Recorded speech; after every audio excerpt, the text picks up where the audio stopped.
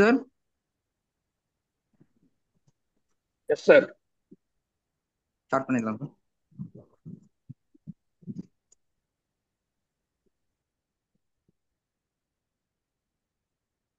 Hello.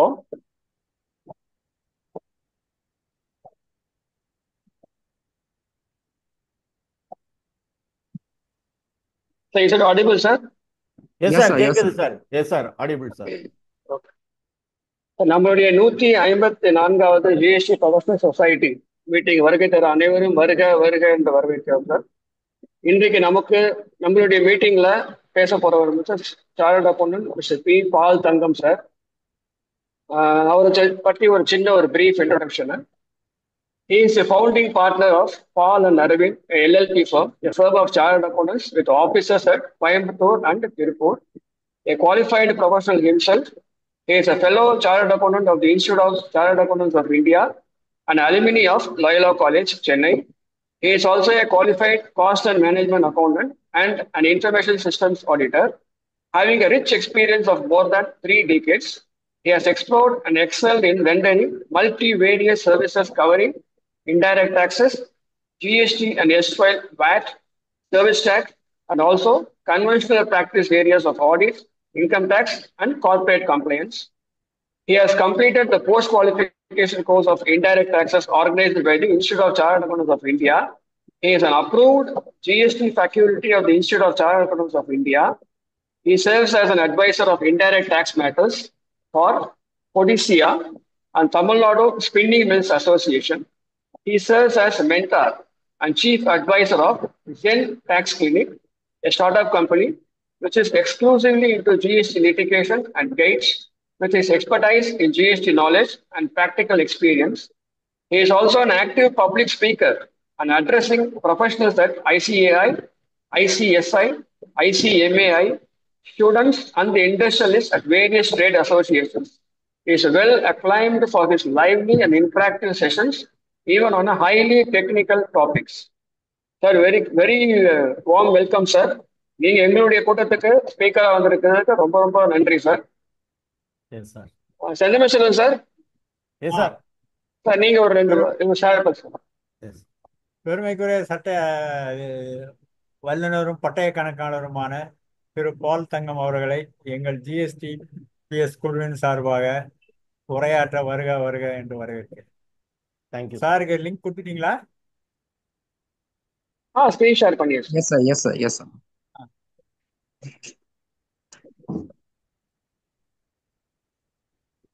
Sir நீங்க start பண்ணலாம் sir. Start பண்ணலாமா சார்? எஸ் சார், நீங்க ஸ்டார்ட் பண்ணுங்க. பண்ணுங்க sir. Paul Thangam sir. Yes sir. Sir first good morning to all. இன்னைக்கு வந்து ஃபர்ஸ்ட் ஜிஎஸ்டி ப்ரொஃபஷனல் சொசைட்டியினுடைய 154th மீட்டிங் அப்படிங்கிறதே வந்து இந்த சொசைட்டி வந்து ஒரு சீரியஸ் சேவை செய்து வருகிறது என்பதில் வந்து சந்தேகமே கிடையாது. ஏன்னா இன்னைக்கு வந்து ஒரு மீட்டிங் ஆர்கனைஸ் பண்ணுறது அப்படிங்கிறது வந்து எவ்வளோ கஷ்டம் அப்படிங்கிறது வந்து தெரியும். ஏன்னா வந்து நாங்களும் நிறைய மீட்டிங்ஸ் ஆர்கனைஸ் பண்ணுறோம், மீட்டிங்ஸ் போய் பார்ட்டிசிபேட் பண்ணுறோம். ஸோ அப்படி வரும்போது இந்த மாதிரி வந்து 154 அப்படிங்கிறது வந்து உண்மையிலேயே வந்து எல்லாருமே வந்து ஒரு பெருமைப்படக்கூடிய விஷயம். ஸோ சார் இது இல்லாம 40 நேரடி கூட்டமாக நடத்தியிருக்கோம் சார். இது 154 zoom meetings. Okay sir. Yes sir. So இன்னும் நேரடி கூட்டம் அப்படிங்கும்போது இன்னும் வந்து அதுக்கு வந்து அதற்குள்ள வந்து பிரச்சனைகள், அங்கே வந்து ஆட்களை கொண்டுட்டு வர்றது, பிறகு வந்து ஸ்க்ரீன் செட்டப்ல இருந்து எல்லாமே வந்து பண்ணணும் அப்படிங்கும்போது இந்த மாதிரி வந்து இத்தனை இது நடத்தியிருக்கீங்க அப்படிங்கிறது உண்மையிலே வந்து எல்லாருக்குமே வந்து பாராட்டுக்கள், இந்த ஆஃபீஸ் பேரர்ஸ் எல்லாருக்குமே. தென் கடைசியாக வந்து செந்தமிழ் செல்வன் சார் ஏன்னா அவர் தான் வந்து ஒரு இன்வைட்டு கொடுத்தாரு. So first thanks for the opportunity given to me for sharing my thoughts or sharing my few views on how to or drafting the replies for the GST notices. So இதுதான் வந்துட்டு ஒரு டாப்பிக்காக வந்து கொடுத்தது. So உங்கள் அனைவருக்கும் எனது முதற்கண் நன்றியை தெரிவித்துக் கொள்கிறேன் for inviting me to share my thoughts on this topic. It is a very very ஒரு இன்ட்ரெஸ்டிங்கான டாபிக், நல்ல topic and then timely topic அப்படின்னு சொல்லலாம். ஏன்னா இன்னைக்கு வந்து ஜிஎஸ்டி நோட்டீசஸ் வந்து அதிகமாக வந்து கொண்டே இருக்கிறது. இந்த சூழ்நிலையில் இந்த டாபிக் வந்து செந்தமிழ் செல்வன் சார் தான் வந்து சூஸ் பண்ணது. ஸோ நன்றி சார். ஏன்னா ஸோ அதனுடைய இதில் வந்து எனக்கு தெரிந்தவரை சொல்கிறேன். அதனால தான் வந்துட்டு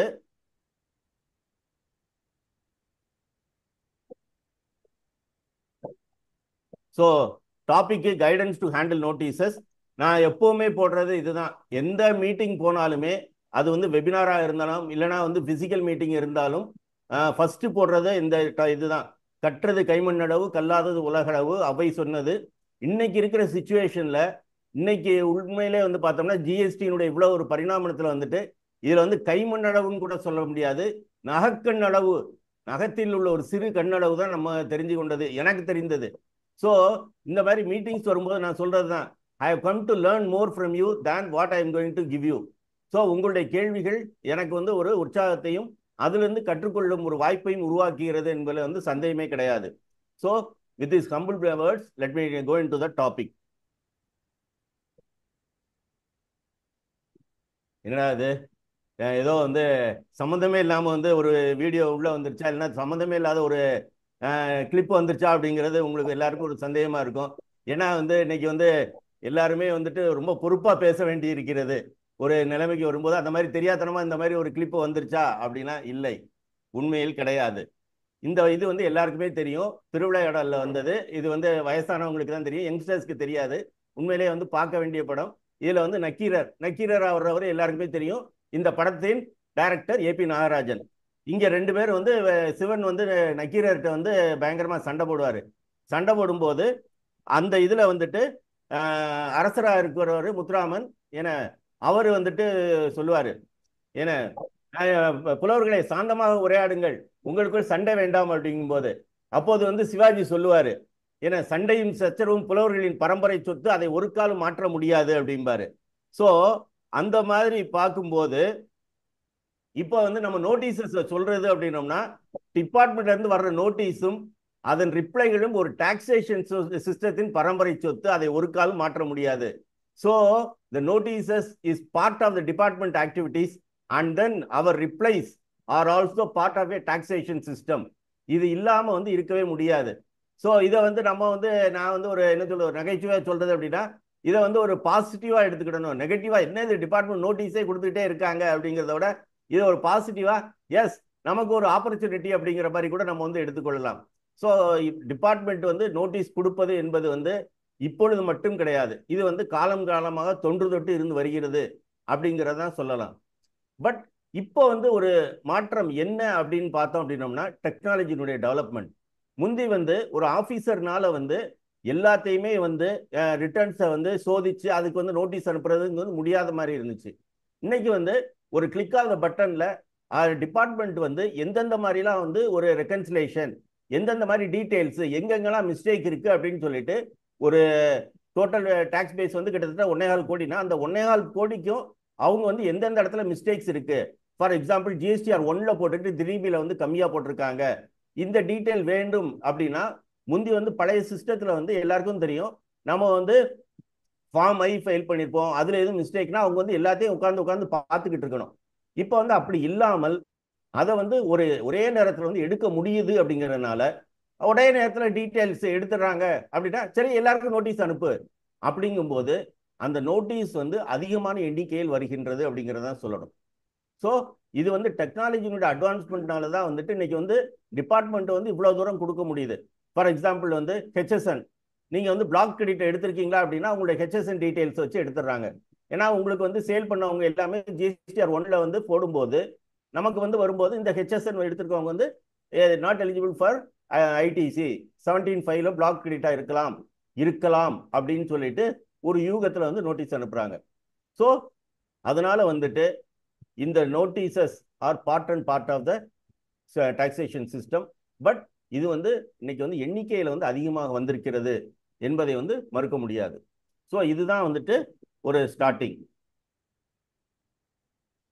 ஸோ அடுத்து வந்து பார்த்தோம் அப்படின்னோம்னா reply to notices, it is an art or science அப்படிங்கிறது தான் ஒரு இது வந்து ஒரு ஆர்ட்டா சயின்ஸா என்ன அப்படின்னா சயின்ஸ்ல வந்து பார்த்தோம் அப்படின்னோம்னா ஒரு ரிசல்ட்ஸ் வந்து சேமாக இருக்கும்.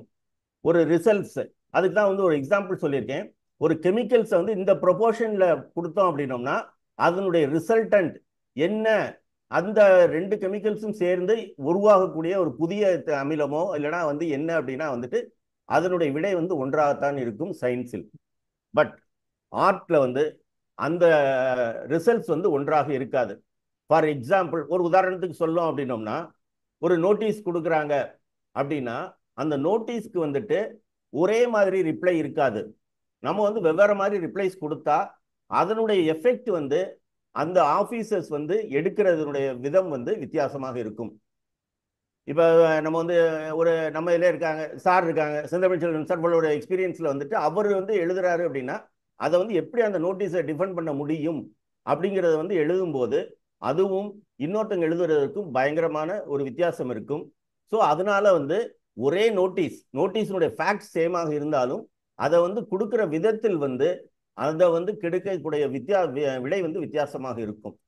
ஸோ இதுதான் வந்துட்டு ஆர்ட் அப்படிங்கிறது வந்துட்டு டிஃப்ரெண்ட்டாக இருக்கும். ஸோ ஆர்ட் என்ன அப்படிங்கிறனா வந்துட்டு இப்போ இதுக்கு வந்து எல்லாருமே சொல்லுவோம், நாங்கள் சொல்றது வந்துட்டு சித்திரமும் கைப்பழக்கம் செந்தமிழும் நாப்பழக்கம் அப்படிமோ. ஸோ சித்திரம் கைப்பழக்கம் அப்படிங்கிறது வந்து என்ன அப்படின்னா அதை வந்து ரிப்பீட்டடா வந்து அந்த ஒரு படம் வரைந்து பழக அதை வந்து நமக்கு வந்து எளிதாக ஆகிக்கொண்டே போகும். அதனுடைய ஒரு லஸ்டர் அல்லனா அதனுடைய ஒரு கிளாரிட்டி அந்த படத்துல வந்து நம்ம வந்து வரையும் திறமை நமக்கு வந்து கூடிக்கிட்டே போகும். அதே மாதிரி தான் இந்த நோட்டீஸ்க்கு வந்து ரிப்ளைஸ் அப்படிங்கிறத வந்து பார்க்கும்போது இதை வந்து நம்ம வந்து திரும்ப திரும்ப வந்து எழுதும்போது அதை வந்து திரும்ப வந்து ஒரு உருப்படும் போது நன்றாக நமக்கு வந்து ஒரு கிரிப்பு கிடைக்கும் அந்த சப்ஜெக்ட்ல, எப்படி வந்து ரிப்ளை வந்து நோட்டீஸஸ்க்கு வந்து கொடுக்கறது அப்படிங்கிறதுல. ஸோ அதனால வந்து என்னை பொறுத்த வரைக்கும் replying to notice is an art, it is not a science. So by repeated practice we can improve this skill. Repeated practice we can repeat this or improve the skill of replying to the notices. So இதான் வந்து எப்படி practice. So நம்ம வந்து ஒரே நேரத்தில் வந்து ஒரு reply எழுதுறோம் அப்படிங்கிறத விட ஒரு ரிப்ளை எழுதிட்டு அதை வந்து படைப்படியும் படித்து அதில் வந்து ஒரு சில மாற்றங்கள் அதில் உள்ள ப்ராக்டிஸ் கொடுத்தோம் அப்படின்னா கண்டிப்பாக அதனுடைய ரிப்ளையினுடைய மெருகேற்றப்படும். அந்த ரிப்ளை நீங்கள் வந்து ஒரு ரிப்ளை வந்து ஒரு தடவை ரிப்ளை ரஃபாக டிராஃப்ட் பண்ணி வச்சுட்டு அதுக்கு பிறகு அதை படைப்படியும் படித்து அதில் வந்து இன்னும் புது பாயிண்ட்ஸு இல்லைனா வந்து புது பரிமாணம் கொடுக்கலாம். அப்படிங்கும்போது தான் வந்துட்டு இந்த நோட்டீஸ்க்கு வந்து ரிப்ளை வந்து ஒரு ப்ராக்டிஸ் மூலமாக நம்ம வந்து இன்னும் வந்து ஒரு பெர்ஃபெக்ஷனை வந்து அச்சீவ் பண்ண முடியும் அப்படிங்கிறது வந்து எந்த விதமான சந்தேகமும் கிடையாது. ஏன்னா இன்னைக்கு வந்து அதில் வந்து ரோஜர் ஃபெடரர் படம் போட்டிருக்கேன். ஏன்னா வந்து he has become a master in the class டென்னிஸ்னா அவர் ரிப்பீட்டடான ப்ராக்டிஸ் மேலதுன்னு தவிர மற்றபடி எதுவும் கிடையாது. அதே மாதிரி நம்மளும் வந்து ஒரு ப்ராக்டிஸ் மூலமாக நம்மளுடைய நோட்டீஸ் ரிப்ளைங் ஸ்கில்ஸை வந்து தாராளமாக வந்து முன்னேற்றி எடுத்து செல்லலாம். ஸோ இதுக்கு வந்து என்ன பண்ணணும் அப்படின்னு பார்க்குறோம் அப்படின்னோம்னா ஃபர்ஸ்ட் வந்து அந்த நோட்டீஸை வந்து ஒரு நன்றாக படிக்க வேண்டும். நோட்டீஸஸை வந்து நன்றாக படிக்க வேண்டும். ஸோ இன்னைக்கு வந்து ரிப்பீட்டட் நோட்டீஸ் தானே, இதுக்கு முன்னால் இந்த நோட்டீஸ் தானே அப்படின்னு பார்க்க வேண்டாம். ரிப்பீட்டடாக படிக்கதான் நமக்கு வந்து அதில் வந்து ஒரு புது வந்து தெளிவு கிடைக்கும் அப்படிங்கிறது தான். ஏன்னா வந்து நாங்கள் வந்து முந்தைய சர்வீஸ் டேக்ஸ் ரீஜன்லேயே பார்த்துருக்கோம். இதுலேயும் வந்துட்டு சென்ட்ரல் எக்சைஸில் ஃபஸ்ட்டு ஏன்னா வந்து சென்ட்ரல் எக்சைஸோ சர்வீஸ் டேக்ஸ்லாம் கொடுக்குற நோட்டீஸ் வந்து 40 பக்கம் 50 பக்கம் இருக்கும். ஸோ நமக்கு வந்து ஃபஸ்ட்டு பார்த்தோம்னா வந்து பார்த்தோம் அப்படின்னோம்னா ஃபஸ்ட்டு ரீடிங் படித்து பார்த்தோம்னா இந்த கேஸில் வந்து ஸ்கோப்பே கிடையாதுடா, அவ்வளோதான், டாக்ஸ் கட்டி தான் தீரணும் போல இருக்கு அப்படின்னு சொல்லிட்டு தான் நமக்கு வந்து தோணும் ஃபஸ்ட்டு ஒரு ரீடிங் கொடுக்கும்போது. ஸோ அதுக்கு அடுத்து வந்து பார்த்தீங்க அப்படின்னோம்னா செகண்ட் டைம் வந்து அந்த நோட்டீஸை பார்க்குறீங்க. ஸோ நீங்கள் அதை வச்சுட்டு கொஞ்சம் நேரம் கழிச்சோ ஒரு 1 hour 2 hours கழிச்சுட்டு அந்த நோட்டீஸை பார்த்தீங்க அப்படின்னா இது நிறைய இதில் சான்ஸ் இருக்கே நமக்கு வந்து ஜெயிக்கிறதுக்கு, இது கொஞ்சம் ஈஸியாக ஜெயிக்கலாம், இது வந்து நம்ம இந்த மாதிரி ஒரு பாயிண்ட் கொடுத்தோம்னா இங்கே வந்து ஒரு நமக்கு வந்து வின்னிங் சான்ஸ் இருக்குது அப்படின்னு சொல்லிட்டு. ஸோ அதை அப்படியே வச்சுருங்க. வச்சுட்டு ஒரு நாள் கழித்து அதே நோட்டீஸை திரும்ப படித்து பாருங்கள். படித்து பார்த்தா தான் உங்களுக்கு தெரியும் இந்த கேஸில் இந்த நோட்டீஸில் 100% நம்ம வந்து அசஸிக்கு வின் பண்ணி கொடுக்கலாம், ஆர் ரிஜிஸ்டர்ட் டாக்ஸபிள் பர்சனுக்கு நம்ம வந்து வின் பண்ணி கொடுக்கலாம் அப்படிங்கிற வந்து நமக்கு வந்து ஒரு கருத்து வந்து தோன்றும். ஸோ அதனால தான் வந்துட்டு ரிப்ளை கொடுக்குறதுக்கு முன்னால் நோட்டீஸஸை தரவாக படிக்கணும். ஸோ இன்னைக்கு வந்து பார்த்தோம் அப்படின்னோம்னா வந்து நோட்டீஸஸ் வந்து ஆட்டோமேட்டிக்காக ஜென்ரேட் ஆகி வருது. பட் இனி ஃபியூச்சரில் வந்துட்டு ஆட்டோமேட்டிக்காக ஜென்ரேட் ஆகி வந்தாலுமே ஏன்னா இனிமேல் வந்துட்டு ஹெச்எஸ்என் டிஸ்பியூட்ஸு கிளாசிஃபிகேஷன் இந்த மாதிரி டிஸ்பியூட்ஸ் தான் அதிகமாக வரும். ஸோ அந்த மாதிரி இதில் வரும்போது இந்த மாதிரி ஆட்டோமேட்டிக்காக ஜென்ரேட் பண்ணி வர்றதை விட இவங்க வந்து கொஞ்சம் வந்து அப்ளிகேஷன் ஆஃப் மைண்ட் போட்டு நிறையா வந்து எழுதணும். ஸோ அப்படி வரும்போது இந்த மாதிரி நம்ம வந்து ஒரு படித்து பண்ணும்போது நமக்கு வந்து சக்ஸஸும் வந்து அதிகமாக இருக்கும் அப்படின்னு சொல்லலாம். ஸோ ஃபஸ்ட்டு வந்து ஒரு கைட்லைன்ஸில் சொல்லும்போது ரிப்ளை பண்ணுறதுக்கு முன்னால் அந்த நோட்டீஸஸ் வந்து தரவாக படிக்க வேண்டும். அடுத்து வந்து நம்ம வந்து அந்த நோட்டீஸில் பார்க்க வேண்டியது என்ன அப்படின்னா டைம் லைன். அந்த டைம் லைன் கொடுத்துருப்பாங்க. ஸோ ஒரு சிலையில் வந்துட்டு 15 நாளைக்குள்ளே கொடுங்க, 1 மந்த்துக்குள்ளே கொடுங்க, ஒரு நேரம் லீகலாகவே வந்துட்டு 30 days நோட்டீஸ் ரிப்ளைக்கு டைம் பீரியட் கொடுக்கணும், அந்த மாதிரிலாம் இருக்கலாம். ஏன்னா பட் அந்த டைம் லிமிட்டுக்குள்ளே நம்ம வந்து கண்டிப்பாக கொடுக்க வேண்டும். அந்த டைம் லிமிட்டை வந்து ஸ்ட்ரிக்டாக வந்து ஃபாலோ பண்ணா தான் நமக்கு வந்து ஒரு எக்ஸ்பார்ட்டி ஆர்டர் வர்றதுக்கு இல்லாமல் இருக்கும். ஏன்னா நம்ம வந்து டைம் வந்து ஸ்பெசிஃபை பண்ண இடத்துல நம்ம கொடுக்கல அப்படின்னா அங்கே வந்து officer gets an upper hand. The proper officer gets an upper hand to pass an ex parte order when you are not going to reply to the notice. But he has to give a PH, அதெல்லாம் இது. But it is our duty to furnish the reply within the time. So, but இன்னைக்கு வந்து SGST-லேருந்து ரிமைண்டர்னு சொல்லிட்டு first reminder, second reminder notice வருது. இந்த மாதிரி ரிமைண்டர் கொடுக்கணுமா அப்படின்னா சட்டத்தில் அதுக்கு வந்து தேவையில்லை. சட்டத்தில் வந்து இந்த மாதிரி ரிமைண்டர் நீங்கள் வந்து அவங்க வந்து கொடுக்கல அப்படின்னா வந்து ஒரு ஃபேர் நேச்சுரல் ஜஸ்டிஸ் படி நீங்கள் வந்து ரிமைண்டர் கொடுத்துருக்கணும் அப்படின்னா தேவையில்லை. பட் டிபார்ட்மெண்ட் வந்து கொடுக்குறாங்க. பட் நம்ம அந்த ரிமைண்டர் வரும் அப்படிங்கிறதுக்கு வெயிட் பண்ணாமல் கூடுமான வரை அந்த ஃபர்ஸ்ட் வந்து ஒரிஜினல் நோட்டீஸில் சொல்லியிருக்கிற டைம் லிமிட்டுக்குள் ரிப்ளை கொடுத்தா அது வந்து நன்றாக இருக்கும், வசதியாக இருக்கும், கேஸையும் நம்ம வந்து டிஃபெண்ட் பண்ணுறதுக்கு ஈஸியாக இருக்கும். ஸோ அந்த டைம் லிமிட்டை வந்து முதல்ல பார்த்துக்கோங்க. ஸோ அந்த டைம் லிமிட்டுக்குள்ளே நம்ம வந்து ரிப்ளை பண்ணுறோமா அப்படிங்கிறது வந்து ரொம்ப ரொம்ப குரூஷியலாக இருக்கும். அடுத்து வந்து பார்த்தோம் அப்படின்னோம்னா இந்த இதை வந்துட்டு இந்த ஸ்பீச்சை வந்து ப்ரிப்பேர் பண்ணுறதுக்கு எனக்கு யூஸ்ஃபுல்லாக இருந்தது என்றவென்றால் இந்த ராஜரத்னம் அப்படிங்கிறவர் வந்து income tax expert all over India.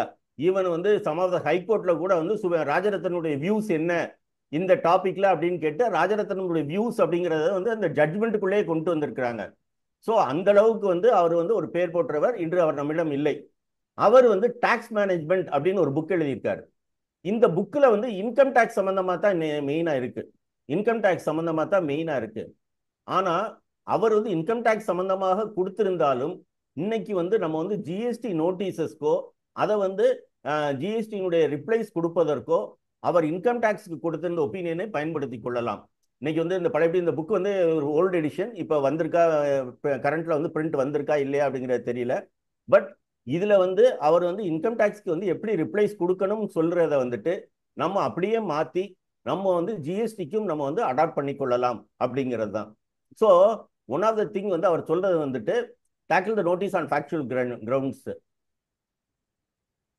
So அவர் வந்து சொல்றாரு, a taxpayer has a right to his own opinion, but he has no right to be wrong on his facts.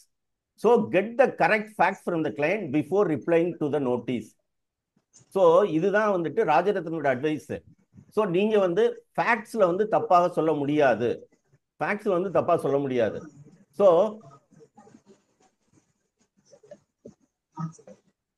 சரி, எனி கிளாரிஃபிகேஷன் என்ன? ஸோ ஃபேக்ட்ஸை வந்து கரெக்டாக கொடுங்க. இப்போ ஃபார் எக்ஸாம்பிள் வந்துட்டு ஒரு நம்ம வந்து ராங் கிரெடிட் எடுத்திருக்கோம் அப்படின்னா வந்துட்டு டிபார்ட்மெண்ட் அலிகேஷனாக இருந்தால் அந்த கிரெடிட் வந்து எதற்காக எடுக்கப்பட்டது, அது வந்து எதில் இருக்குது அப்படிங்கிறத வந்து கரெக்டான ஃபேக்ட்ஸை வந்து நமக்கு வந்து முதல்ல தெரிதல் இருக்கணும். ஸோ அது இருந்தால் தான் நமக்கு வந்து advantage. So facts cannot be the ராங்காக வந்து நம்ம போக முடியாது. So you have to be very very ரொம்ப ஃபேக்ட்ஸ் வந்து கரெக்டாக இருக்க வேண்டும். அந்த ஒரு நோட்டீஸஸ்க்கு வந்து ரிப்ளை பண்ணுறதுக்கு முன்னால் அந்த ஃபேக்ட்ஸ் வந்து நம்ம வந்து கிளைண்ட்ஸ் இருந்து கேட்டு தெரிந்து கொள்ள வேண்டும். We have to get the facts of the client so that we can give a effective reply. So இப்போ நிறைய கிளைண்ட்ஸ் இருப்பாங்க, நோட்டீஸ் அனுப்பிட்டு சார் எதாவது கேட்டிங்கன்னா, சார் அதெல்லாம் இப்போதைக்கு 5 வருஷத்துக்கு முன்னால் வந்தது சார், இல்லை 3 வருஷத்துக்கு முன்னால் வந்தது சார், என்னால் இப்போலாம் எடுக்க முடியாது சார், நீங்கள் ஏதாவது ஒரு ரிப்ளை கொடுத்துக்கோங்க. Don't do that. So get the correct facts from the client irrespective of the pressure from the department or from the client. So இந்த ஃபேக்ட்ஸை பற்றி பார்க்கணும் அப்படிங்கும்போது, ஸோ இதுதான் இந்த ஃபேக்ட்ஸ் அப்படிங்கிறது தான் வந்து ஒரு அடித்தளம். இதை வந்துட்டு ஒரு இங்கிலீஷ் ரைட்டர் இவர் வந்து சும்மா வந்து ஒரு இதாக சொல்லும்போது ஏன்னா ஆல்டோஸ் ஹக்ஸ்லி அப்படிங்கிறவர் வந்து சொல்லும்போது facts do not cease to exist because they are ignored. நீங்க வந்து ஒரு ஃபேக்டை சொல்லவில்லை என்றதுனால அது வந்து இல்லாமல் போகாது, அது வந்து இல்லாமல் போகாது அப்படிங்கிறதா வந்து ரொம்ப ரொம்ப முக்கியம். ஃபார் எக்ஸாம்பிள் வந்துட்டு நீங்க வந்து இன்சூரன்ஸ் ஃபார் கார் ஐடிசி எடுத்திருக்கிறீங்க அப்படின்னா அது வந்து ஒரு ஃபேக்ட், அது வந்து ஃபேக்ட். அந்த ஃபேக்ட் வந்து மாற்ற முடியாது. அதை வந்து இப்போ வந்து நீங்க வந்து if you have taken insurance for lorry then you can claim it as ITC, but whereas if it is for a car you cannot take the ITC. இந்த ஃபேக்ட் வந்து நீங்க வந்து அதை கொடுக்கவில்லை என்பதனால வந்து இல்லாமல் போகாது, அதான் வந்து முக்கியம். ஸோ நீங்க வந்து அதை மாத்தி கொடுத்தீங்க எப்படி இது பண்ணாலுமே வந்து டிபார்ட்மெண்ட் கேன் என்ன சொல்றது அதை வந்து கண்டுபிடித்து விட முடியும். அதனால ஃபேக்ட்ஸ் தான் basis for replying to the notice வர்றேன். ஸோ ஃபேக்ட்ஸை விட்டுட்டு நம்ம வந்து வேற இதுக்கு போறதுக்கு முன்னால ஃபேக்ட்ஸ் வந்து கரெக்டாக வந்து கிளைண்ட்ஸ்ட இருந்து கேட்டு தெரிந்து கொள்ளுதல் வேண்டும். அதை பேஸ் பண்ணி தான் நம்மளுடைய ரிப்ளையும் இருக்க வேண்டும். So this is very very important aspect that has to be seen. நான் ஏற்கனவே சொன்ன மாதிரி தான் நான் அந்த ராஜரத்னம் புக்கு வந்து ஏன்னா வந்து அது வந்து அவ்வளோ யூஸ்ஃபுல்லாக வந்து எனக்கு வந்து ஒரு கேரியரில் இருந்ததுனால அதுல இருந்து தான் வந்து நிறையா வந்து கோட் அவருடைய வியூஸை தான் வந்து எடுத்து எல்லாருக்குமே ஷேர் பண்ணுறேன். அவருடைய வியூஸ் வந்து ஏன்னா இட் வில் பி யூஸ்ஃபுல். இது வந்து என்ன கம்பெனிலா இன்ஸ்டியூட் வந்து பப்ளிஷ் பண்ணியிருக்காங்க, காப்பிரைட் வருமா வராதா அப்படிங்கிறதெல்லாம் கூட ஒரு கேள்வி இருக்கும். சார் இது வந்து காப்பிரைட் வயலேஷன் எங்க பெர்மிஷன் இல்லாமல் போட்டிங்களா அப்படின்னு கூட சொல்லலாம். ஏன்னா பட் நம்ம வந்து ஒவ்வொரு சப்மிஷனுக்கும் ப்ராப்பர் எவிடன்ஸ் வேண்டும். இதைத்தான் வந்து ராஜரத்னம் வந்து சொல்றாரு, care may be taken to ensure that evidence tendered as acceptable. நம்ம கொடுக்கக்கூடிய evidence tendered as acceptable so that where there is a reservation in accepting the same, alternate or additional evidence may be offered and any defect in the evidence offered is cured in time. So நம்ம வந்து evidence கொடுக்க வேண்டும், அந்த evidence வந்து ஆஃபீஸருக்கு அக்செப்டபிளாக இருக்க வேண்டும். இது வந்து ரெண்டும் முக்கியம். நான் வந்து சும்மா ஒரு இது எவிடன்ஸ் கொடுக்குறேன் அப்படின்னு சொல்லிட்டு நம்ம வந்து பண்ண முடியாது. நான் வந்து கார் இன்சூரன்ஸ் சொன்னதே வந்துட்டு என்னோட இன்சூரன்ஸ் லெட்ஜர் எடுத்து காமிச்சிட்டு சார் இந்த இருக்கு சார் என்னோட இன்சூரன்ஸ் லெட்ஜர் அப்படின்னு சொல்லிட்டு அதுல வந்துட்டு இதுல வந்து எனக்கு வந்து இந்த கார் இன்சூரன்ஸ் வந்து இல்லை எலிஜிபிள் தான் அப்படின்னு சொல்ல முடியாது. ஸோ அவர் வந்து ஏங்க நீங்க வந்து என்ன வேணாலும் போட்டுக்கலாம், அதுக்கு வந்து எனக்கு அடிஷ்னலா வேணும் அப்படின்னா நீங்க வந்து அதுக்குள்ள ரெசிப்ட்ஸு அந்த வெஹிக்கிள் நம்பர் இருக்கிற மாதிரி உள்ள பாலிசி காப்பி இந்த மாதிரி வந்து எவிடன்ஸ் வந்து கொடுக்க வேண்டியது இருக்கும். ஸோ இதை வந்து ஒத்துக்கொள்ளவில்லை என்றால் அவருக்கு வந்து வேற எந்த மாதிரி எவிடன்ஸ் கொடுக்க வேண்டும் அப்படிங்கிறத வந்து நம்ம வந்து தெரிந்து கொள்ள வேண்டும். அந்த எவிடன்ஸை வந்து நம்ம வந்து கொடுக்க வேண்டியிருக்கும். ஸோ இதுதான் வந்து ரொம்ப ரொம்ப முக்கியம், ரொம்ப ரொம்ப முக்கியம்.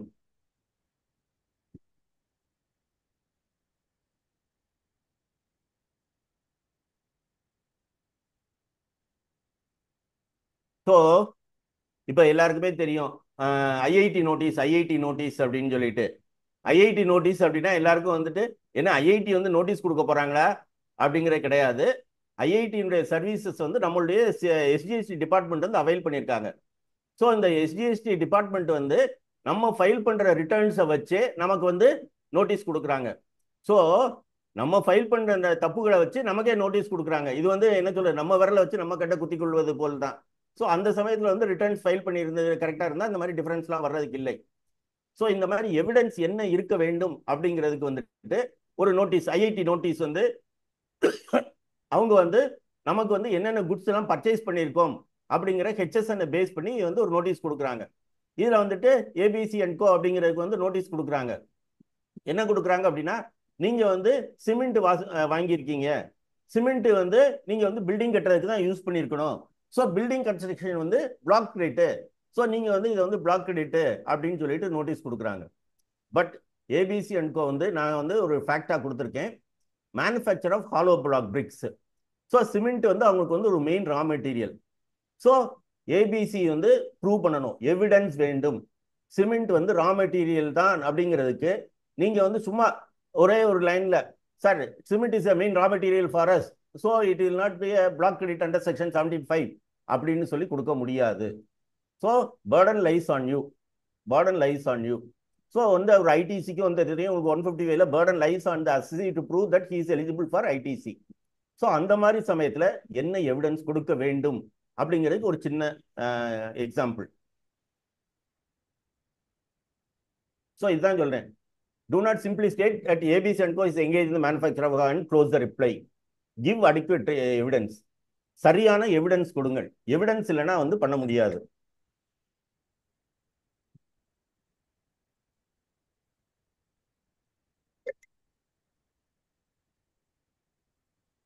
ஸோ நம்ம வந்து sale bill copy of evidence ABC and கூட சேல் பில் நாங்கள் வந்து ஹாலோ பிளாக் தான் வித்திருக்கிறோம் அப்படிங்கிறத வந்து சொல்லலாம். ஸோ அதுக்கடுத்து டேபிள் 12 வந்து ஹெச்எஸ்என்ஒய் சம்மரி. இப்போ கூட உங்களுக்கு ரீசெண்ட் அட்வைசரி இந்த மாதத்துலேருந்து ஹெச்எஸ்என் வந்துட்டு டேபிள் 12 வந்து மாற்றங்கள் கொண்டு வந்திருக்காங்க. ஸோ இதில் வந்துட்டு ஹெச்எஸ்என் வந்துட்டு B2Bக்கும் B2Cக்கும் தனியாக கொடுக்கணும் அப்படிங்கிற மாதிரி சொல்லியிருக்காங்க. ஸோ அந்த ஜிஎஸ்டிஆர் 1ல இருக்கிற டேபிள் 12ல நீங்கள் ஹெச்எஸ்என் என்ன போட்டிருக்கீங்க அப்படிங்கிறது வந்து அடிஷ்னல் எவிடன்ஸாக கொடுக்கலாம். ஸோ அதுக்கடுத்து நீங்கள் வந்து ஒரு ஹாலோ பிளாக் மேனுஃபேக்சரராக இருக்கும்போது மிஷினரி ஃபேக்ட்ரி எல்லாமே இருக்கும். இன்னைக்கு வந்து ஃபோட்டோ எடுத்து அந்த ஃபோட்டோ வந்து ஒரு பிரிண்ட் போட்டு கொடுத்துடலாம். ஒரு ஃபோட்டோனா முந்தி வந்து ஃபோட்டோ வந்து எடுத்தீங்க அப்படின்னா அதை கொண்டு போய் பிரிண்ட் போட்டு கொடுக்குறதுக்கு ஒரு ஸ்டுடியோவுக்கு போனால் அதெல்லாம் வேண்டியதில்லை. இன்னைக்கு கலர் பிரிண்டர் எல்லாமே இருக்கிறதுனால அந்த ஃபேக்ட்ரியினுடைய உங்கள் ஃபேக்ட்ரியாக இருக்கும் கண்டிப்பாக ஒரு ஹாலோ பிளாக். அந்த ஃபேக்ட்ரியை வந்து நீங்கள் வந்து ஒரு ஃபோட்டோவும் அந்த மிஷினரியும் வந்து ஃபோட்டோவாக எடுத்து எவிடன்ஸாக வைக்கலாம். ஸோ இது வந்து ரொம்ப ரொம்ப முக்கியம். ஸோ நீங்கள் கொடுக்குற ரிப்ளைக்கு வந்து ரிப்ளையோட மட்டும் நிப்பாட்டாதீங்க, அதுக்குள்ள எவிடன்ஸையும் சேர்த்து கொடுத்து விடுங்கள். இது வந்து ரொம்ப ரொம்ப முக்கியம்.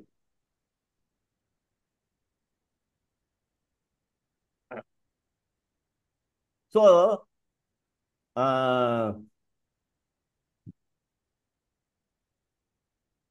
இப்போ வந்து எந்த எவிடன்ஸையும் வந்து நீங்கள் வந்து வித்ஹோல்டு பண்ண வேண்டாம்.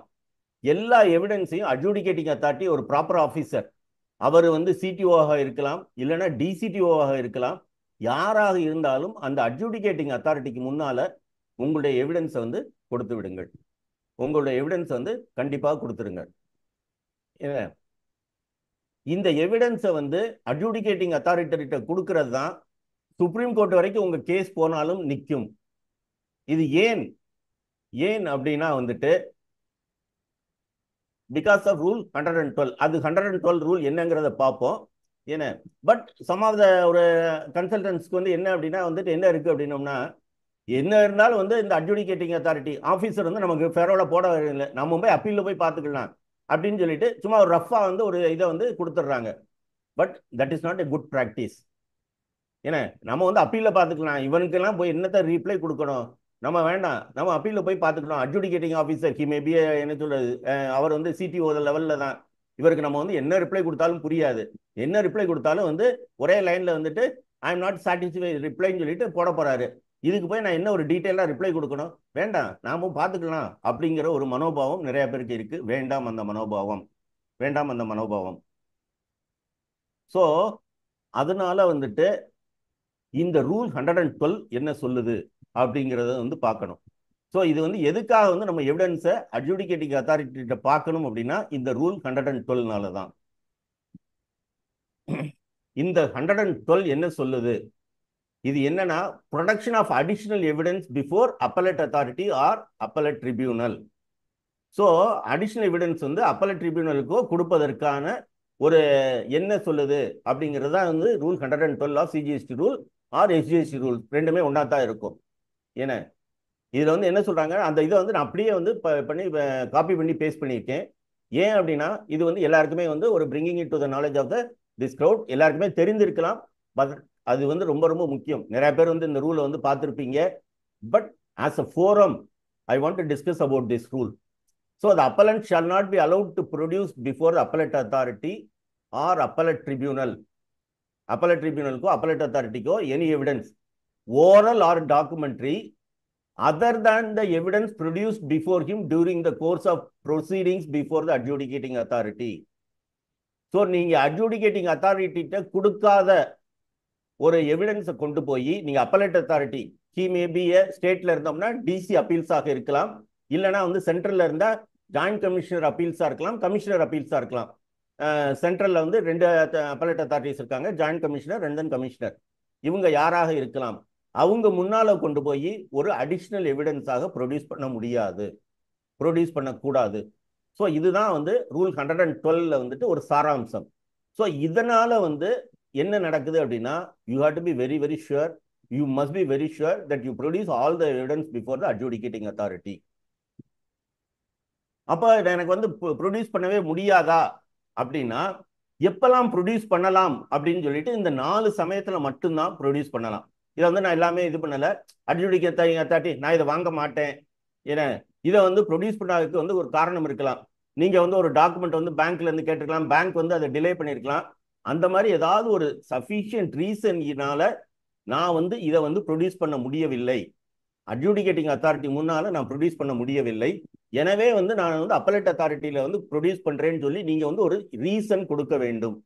அடிஷ்னல் எவிடன்ஸ் கொடுப்பது என்றால் நீங்க வந்து ஒரு ப்ராப்பர் ரீசன்ஸ் இருக்கணும். ஸோ இந்த மாதிரி இந்த 4 இதுக்குள்ள இல்லாமல் நீங்க வந்து அடிஷ்னலா வந்துட்டு அடிஷ்னல் கிரவுண்ட்ஸ் வந்து கொடுக்க முடியாது, அதாவது அடிஷ்னல் எவிடன்ஸ் வந்து கொடுக்க முடியாது, other than what you given to the adjudicating authority. இது போக இந்த மாதிரி வந்து ஒரு அடிஷனல் எவிடன்ஸை வந்து அந்த அப்பலேட் அத்தாரிட்டி நான் ஏற்கனவே சொன்ன மாதிரி டிசி அப்பீல்ஸோ இல்லைனா வந்து ஜாயின்ட் கமிஷன் அப்பீல்ஸோ கமிஷன் அப்பீல்ஸோ ஏற்றுக்கொண்டால் அவங்க வந்து அதை ஏன் ஏற்றுக்கொண்டார்கள் என்பதற்கான ரீசன்ஸ் வந்து ரெக்கார்ட் பண்ணணும். ஸோ அதுவும் வந்து ஒரு வேலிட் ரீசனாக இருக்கணும். அந்த ஏற்கனவே வந்து இந்த 4 இதுக்குள்ள வந்து ரீசன்னால இந்த அப்பலண்ட் வந்து prevented, so I am admitting this additional evidence அப்படின்னு சொல்லி கமிஷனரோ யாரோ வந்து அப்பலேட் ட்ரிபியூனலோ வந்து ரெக்கார்ட் பண்ணணும். சரி, ரெக்கார்ட் பண்ணிட்டாரு, வாங்கி வச்சுக்கிடலாமா, முடிஞ்சிருமா? முடியாது. ஏன்னா ஸோ பாலச்சந்தர் அவள் ஒரு தொடர்கதைங்கிற மாதிரி அடிஷனல் எவிடன்ஸ் என்பது வந்துட்டு ஒரு தொடர்கதை. அதனால தான் வந்துட்டு நீங்க வந்து அட்ஜுடிகேட்டிங் அத்தாரிட்டியே கூடுமான எல்லா டீட்டெயில்ஸையும் கொடுங்கள்.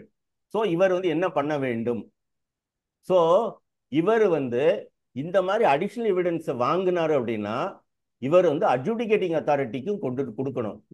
இந்த மாதிரி இவங்க வந்து அடிஷனல் எவிடன்ஸ் கொடுக்குறாங்க, உங்ககிட்ட கொடுக்காததை வந்து என்கிட்ட கொடுக்குறாங்க, ஏன்னா அவருக்கு வந்து ஒரு ஆப்பர்ச்சுனிட்டி கொடுக்கணும். இந்த வந்து அடிஷனல் எவிடன்ஸை ஏற்றுக்கொள்ளலாமா ஏற்றுக்கொள்ளக்கூடாதா என்பது வந்துட்டு அந்த அட்ஜுடிகேட்டிங் அத்தாரிட்டிக்கு வந்து அந்த கமிஷனர் அப்பீல்ஸோ அது வந்து ட்ரிபியூனலாக இருந்தாலும் ஒரு ஆப்பர்ச்சுனிட்டி கொடுக்க வேண்டும். அப்படி கொடுக்காமல் அந்த அப்பலேட் கமிஷனர் ஆர் ட்ரிபியூனல் வந்து அந்த நீங்கள் கொடுக்குற அடிஷனல் எவிடன்ஸை வந்து ஏற்றுக்கொள்ள வேண்டும் என்பது கிடையாது. இன்னைக்கு வந்து சும்மா வந்து வாங்கி வச்சுக்கிறாங்க, அதெல்லாம் வந்து ரொம்ப வந்து லீகலாக வந்து பார்க்கறது இல்லை. பட் அதனுடைய என்ன சொல்றது, நீங்கள் கொடுக்குற எவிடன்ஸ்னால வந்து அப்பலேட் அத்தாரிட்டி கொடுக்குற ரிலீஃப் வந்து அதிகமாக இருந்தால் டிபார்ட்மெண்ட் வந்து அதை எதிர்த்து வந்து இது வந்து இந்த அடிஷனல் எவிடன்ஸை வந்து ஒரு ஏற்றுக்கொள்ளக்கூடாது அப்படின்னு சொல்லிட்டு ஒரு அப்பீல் போகிறதுக்கு வாய்ப்பாக இருக்கும். ஸோ அதனால வந்துட்டு எல்லா எவிடன்ஸையும் அட்ஜுடிகேட்டிங் அத்தாரிட்டிகிட்ட கொடுங்கள். என்னடா அது சினிமா?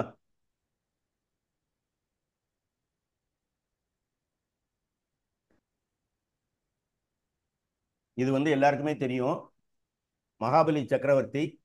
ஏன்னா விஷ்ணு வந்து நிறைய பேருக்கு தெரியல, என்ன சொல்றேன், விஷ்ணு வந்து இந்த மகாபலி சக்கரவர்த்தி வந்து ரொம்ப வந்து வரம் வாங்கிட்டு ரொம்ப வந்து எல்லாரையும் பாடுபடுத்திட்டு இருக்காரு, அவரை எப்படியாவது பண்ணணும் அப்படின்னு சொல்லும்போது விஷ்ணு வந்து இந்த வாமன அவதாரம்ங்கிறது வந்து மிக மிக குள்ள மனிதராக வந்து ஒரு அவதாரம் எடுத்து வருகிறார்.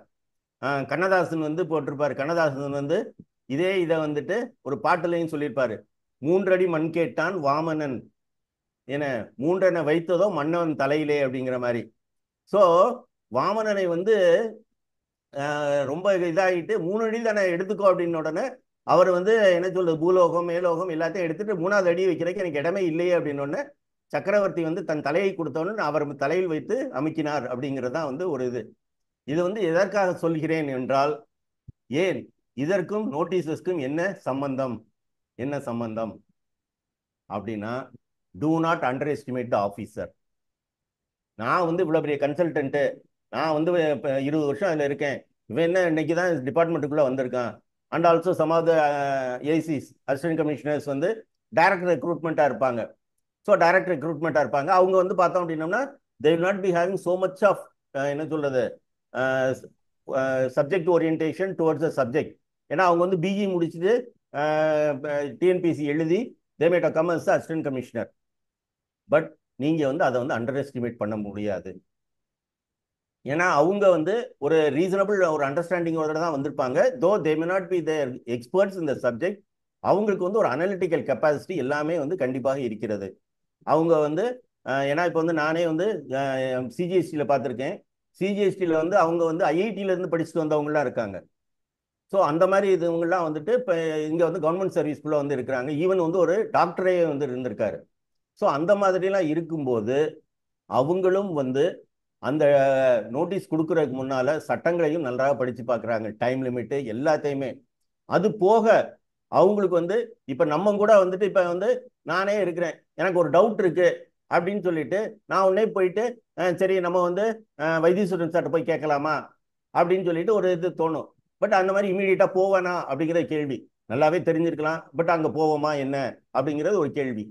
பட் டிபார்ட்மெண்ட்டை பொறுத்த வரைக்கும் தே ஹவ் காட் ஒரு குட் ரேப்போ. ஸோ அவங்க வந்து ஆஃபீஸர்ஸ் கூட வந்து இன்ட்ராக்ட் பண்ணுறாங்க, சீனியர்ஸ் வந்து கைட் பண்ணுறாங்க. இன்னைக்கு வந்து ஒரு ஏசியா இருந்தாலும் ஒரு இஷ்யூன்னு வரும்போது அவர் ஜேசிட்ட ஜாயின்ட் கமிஷனர்கிட்ட போய் கேட்குறாரு. அப்படி இல்லை அப்படின்னா வந்து அடிஷனல் கமிஷனர்கிட்ட கேட்குறாங்க. ஸோ அந்த மாதிரி வந்துட்டு அந்த ஃப்ளோ ஆஃப் இன்ஃபர்மேஷன் எல்லாமே இருக்கிறதுனால இவனுக்கு ஒன்றும் தெரியாது, இது ஒன்று வந்து ஓவர்லுக் பண்ணிட வேணும் அப்படிங்கிற மாதிரி ஒரு எண்ணம் வேண்டாம். இப்போ அதுக்காகத்தான் வந்து பார்த்தோம் அப்படின்னோம்னா இப்போ வந்து என்னுடைய கேஸ்லேயே வந்து பார்த்தோம்னா சரி ஒரு சிடிஓ தான் வந்துட்டு இன்டெலிஜென்ஸ்லேருந்து வந்து இவங்களுக்கு வந்து ஆம்னி பஸ்ஸுக்கெலாம் வந்து டேக்ஸ் வரும்னு சொல்லிட்டு. ஏன்னா இந்த ஆம்னி பஸ் ஆப்ரேட்டருக்கு வந்து நான் ஃபர்ஸ்ட்லேருந்தே சொல்லிக்கிட்டு இருக்கேன், சர்வீஸ் டேக்ஸ் ரெஜிம்லேயும் சேம் பொசிஷன் தான், ஏர் கண்டிஷன் பஸ்ஸாக இருந்தால் டேக்ஸ் வரும்னு சொல்லிட்டு.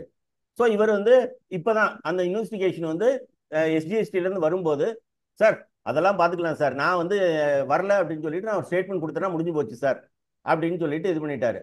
ஏன்னா ஸோ இதுக்கு வந்து எவிடன்ஸ்லாம் நம்ம கொடுத்து பார்த்தாரு. ஆஃபீஸர் வந்து ரெட் பஸ்ஸுங்கிறது உங்களுக்கு தெரியும், ஆன்லைன் டிக்கெட் புக்கிங் பிளாட்ஃபார்ம். அதில் வந்து இந்த ஆப்ரேட்டருடைய பஸ்ஸஸ் ரெண்டுமே வந்து ஏர் கண்டிஷனுங்கிற கேட்டகரியில் தான் இருக்குது. ஏர் கண்டிஷன்னு வந்து அதில் வந்து மென்ஷன் பண்ணியிருக்கு அப்படின்னு சொல்லிட்டு அது போக இதில் வந்து இன்னொரு இதையும் வாங்கிட்டாரு இந்த ஆஃபீஸர் வந்து இன்டெலிஜென்ட் ஆஃபீஸர். அதனால என்ன பண்ணிட்டாரு அப்படின்னா அந்த புக்கிங் எப்போ வந்து பார்த்துருப்பீங்க, உங்களுடைய மொபைல் நம்பர் கொடுக்கணும். ஸோ அவங்க வந்து கொடுத்த 2-3 மொபைல் நம்பர்ஸ்க்கு எல்லாத்தையும் கால் பண்ணி அவங்ககிட்ட இருந்து ஸ்டேட்மெண்ட்டு இந்த பஸ்ஸு நான் ஏர் கண்டிஷனில் தான் போனேன் அப்படின்னு சொல்லி வாங்கிட்டாரு. ஸோ நம்ம வந்து எனக்கு வந்து ஏர் கண்டிஷன் பஸ் நான் ஆப்ரேட் பண்ணலை அப்படின்னு சொல்றதுக்குள்ள வாய்ப்புகள் குறைந்து விட்டது. ஸோ அதனால தான் வந்துட்டு ஒரு ஆஃபீஸர்ஸையும் அண்டர் எஸ்டிமேட் பண்ண வேண்டாம். ஸோ அவரும் தெரிஞ்சிருப்பார் அப்படிங்கிற இதுலேயே வந்து நம்மளுடைய ரிப்ளை இருக்கட்டும். ஸோ அதுக்கடுத்து வந்து இம்பார்ட்டன்ட் வந்து கான்ஸ்டியூஷன் வேலிடிட்டி. ஸோ ஒரு ஆஃபீஸராக இருந்துட்டு அந்த இடத்துல வந்து கான்ஸ்டியூஷன் வேலிடிட்டி அவர் வந்து எதையுமே டிசைட் பண்ண முடியாது. மேபி அது வந்து ஹைகோர்ட்லேயோ சுப்ரீம் கோர்ட்லேயோ போய் நிற்கலாம்.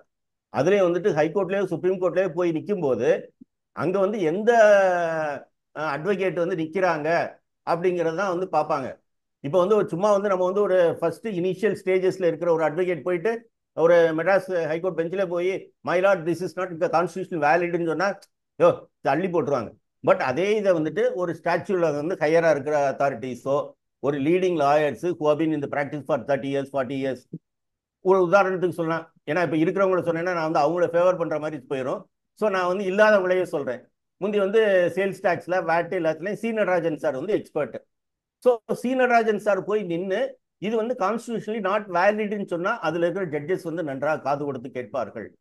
பட் மற்றவங்க சொன்னால் கேட்க மாட்டார்கள். ஸோ ஹைகோர்ட்லேயே இந்த நிலைமை இருக்கும்போது சி நடராஜன் சார் இப்போ இல்லை, அவர் காலமாகி விட்டார். அதனால தான் அவர் நேரம் யூஸ் பண்ணுறேன். ஏன்னா இப்போ அவருடைய பாசறையிலிருந்து வந்தவர்கள்லாம் ஜட்ஜாக கூட இருக்காங்க. ஸோ அப்படிலாம் பார்க்கும்போது அவர் நின்னா வந்து கேட்பாங்க, மற்றவங்க நின்னா வந்து கேட்கறது சந்தேகம். அப்படி இருக்கும்போது நீங்கள் வந்து ஒரு ஆஃபீஸருக்கே வந்து சார் திஸ் 16(4) வந்து கான்ஸ்டியூஷனலி இன்வாலிட் சார் அப்படின்னு சொன்னீங்கன்னா அவர் வந்து 16(4) படி தான் போவாரே தவிர though now the relief is given by 16(5) 16 subsection 5 இதுதான் வந்து உண்மை. அதனால எடுத்தோடனே sir this provisions are constitutionally invalid so you cannot pass an order against assessee அப்படிங்கிறத எழுதுக்க வேண்டாம். அதனால தான் வந்துட்டு கான்ஸ்டியூஷன் வேலிடிட்டி இமீடியட்டாக கொஸ்டின் பண்ண வேண்டாம். அதுக்கு அடுத்து வந்து பார்த்தோம்னா case laws. So case laws so இதுவும் வந்து நான் ஒரு சில ரிப்ளைஸில் பார்த்துருக்கேன். As per the decision of the honourable Madras high court the demand raise by cannot be sustained. இதே வார்த்தை அவ்வளோதான். அந்த கேஸ்லாவோ இல்லைன்னா அந்த சைட்டேஷன் இதை கொடுத்துட்டு வந்து சிம்பிளா வந்துட்டு இஸ் நாட் அப்ளிகபிள் அப்படின்னு சொல்லி ஒரே வார்த்தையில வந்து இல்லைன்னா வந்து ஒரு ஒரு சென்டென்ஸ்ல வந்து முடிச்சிடுறாங்க. இதுவும் இந்த மாதிரி ரிப்ளையும் வேண்டாம், இந்த மாதிரி ரிப்ளையும் வேண்டாம். ஃபர்ஸ்ட் உங்களுடைய ஃபேக்ட்ஸை சொல்லுங்க. என்ன உங்களுடைய ஃபேக்ட்ஸை சொல்லுங்க. ஸோ உங்களுடைய ஃபேக்ட்ஸை சொல்லிட்டு இந்த கேஸ் வந்து உங்க ஃபேக்ட்ஸுக்குள்ள வந்து ஃபிட் ஆகுமா? ஏன்னா வந்து எவ்ரி கேஸ்ல என்ன சொல்றது, ஒவ்வொரு ஃபேக்ட்டுக்கு தகுந்தாப்புல அதனுடைய டெசிஷன் மாறும். ஸோ ஃபர்ஸ்ட் உங்க ஃபேக்ட்ஸை சொல்லுங்க. அந்த ஃபேக்ட்ஸ் தான் அந்த கேஸ்லால இருக்குதா அப்படிங்கிறதையும் சொல்லுங்க.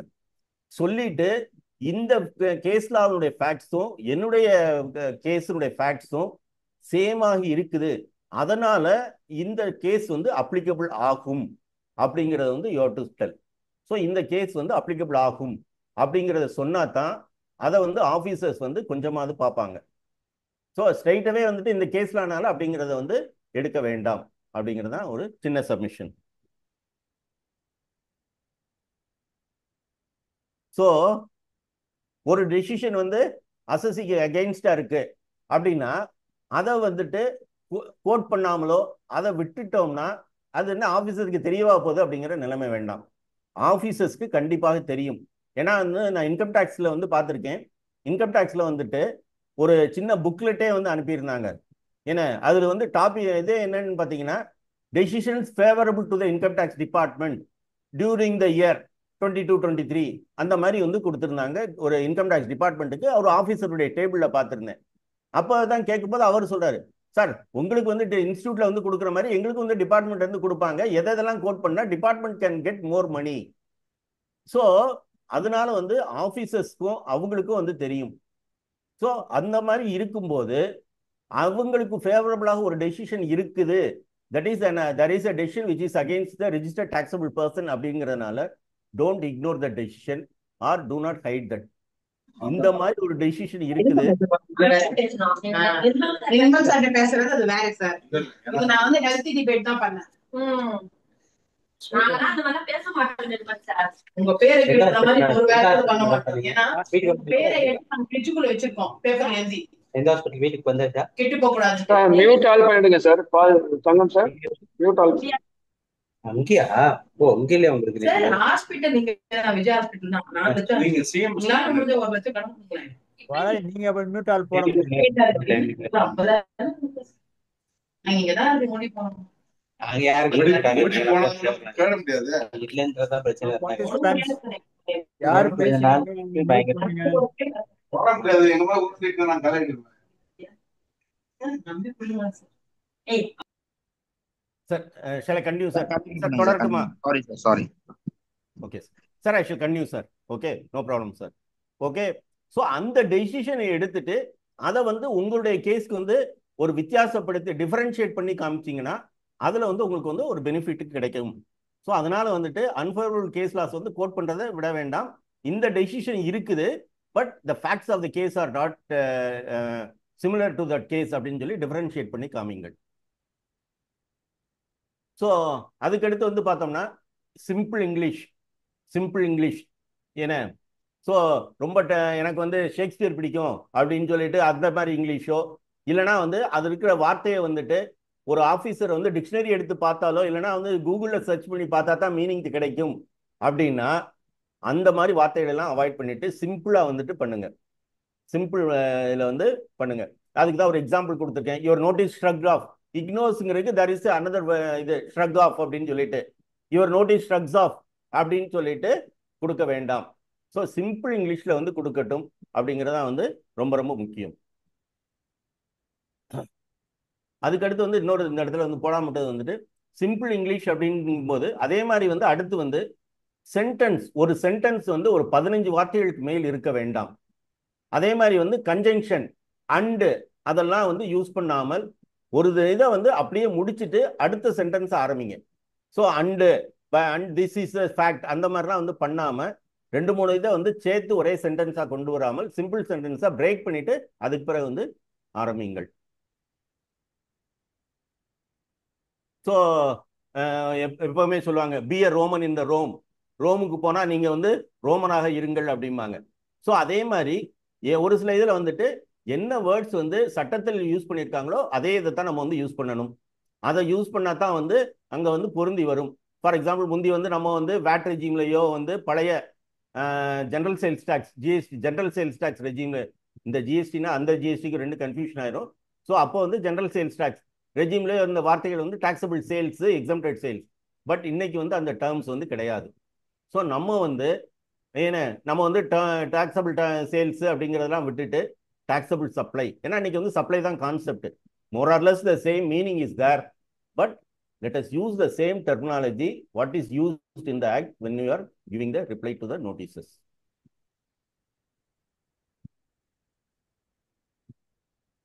So இது வந்து ரொம்ப ரொம்ப முக்கியம். இது எல்லாமே வந்து எல்லாருக்கும் தெரிஞ்சது தான்.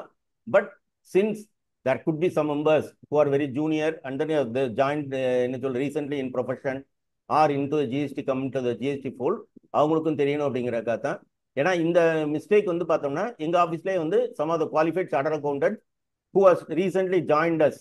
ஏன்னா அவங்களுக்கு வந்து இந்த மாதிரி ரிப்ளை எழுதினா வந்து அவங்க வந்து குவாலிஃபை ஆயிருப்பாங்க. பட் இந்த மாதிரி ரிப்ளை நோட்டீஸ்க்குலாம் ரிப்ளை எழுதினா வந்து ஆர்டிகல்ஷிப்பில் வந்து ட்ரைனிங் இருந்திருக்காது. அவங்க வந்து ஒன்லி வந்துட்டு ஒரு ஆடிட் பார்க்குறது, ஒரு பேலன்ஸ் ஷீட் வந்து ஷெட்யூல் 3 இப்படி இருக்குதா, இந்த மாதிரி தான் பார்த்துருப்பாங்க. பட் இந்த மாதிரி ரிப்ளைன்னு சொல்லி வரும்போது they have done the mistake. ஏன்னா வந்து நோட்டீஸில் வந்து யார் நோட்டீஸ் பேர் போட்டிருக்கோம். ஏன்னா ஸோ குமார் அப்படின்னு சொல்லிட்டு ஒரு உதாரணத்துக்கு சொல்கிறேன், எந்த மாதிரி ஆஃபீஸர் இருந்துட வேண்டாம். பட் குமார்ன்ட்டு தான் இவங்க வந்து எப்பயும் எழுதுகிற மாதிரியே டு மிஸ்டர் குமார் அப்படின்னு போட்டு அந்த ரிப்ளையை வந்து எனக்கு வந்து டாப் பண்ணி வந்த காலங்கள்லாம் உண்டு. ஸோ இதனால தான் வந்து இந்த இது வந்து போட்டிருக்கேன். தோ ஹியர் தர் ஆர் என்ன சொல்கிறது செந்தமிழ் சார் மற்றபடி எல்லாருமே வந்து எக்ஸ்பர்ட்ஸ் இந்த ஃபீல்டு இருக்கிறீங்க. But this may be benefit to some of the junior members who recently started the practice or anything for this purpose only they putting. So என்னுடைய இது வந்து இங்கே வந்து எல்லாருமே வந்து நிறைய பேர் வந்து எல்லாமே என்ன பழுத்த அனுபவம் கொண்டவர்களாக இருக்கிறீர்கள். பட் ஒரு சிலருக்கு வந்து இது தேவைப்படுங்கிறதுனால ஒரு சில இது வந்து இந்த இதே வந்து போட்டிருக்கேன். ஸோ ஆஃபீஸரை வந்துட்டு குமார்னு போட்டிருக்குன்னா டூ மிஸ்டர் குமார்னு போட வேண்டாம், அவருடைய டிசக்னேஷன் மட்டும் போடுங்கள். டிசக்னேஷனை மட்டும் போட்டு நோட்டீஸ்க்கு வந்து ரிப்ளை வந்து ஆரம்பிங்கள்.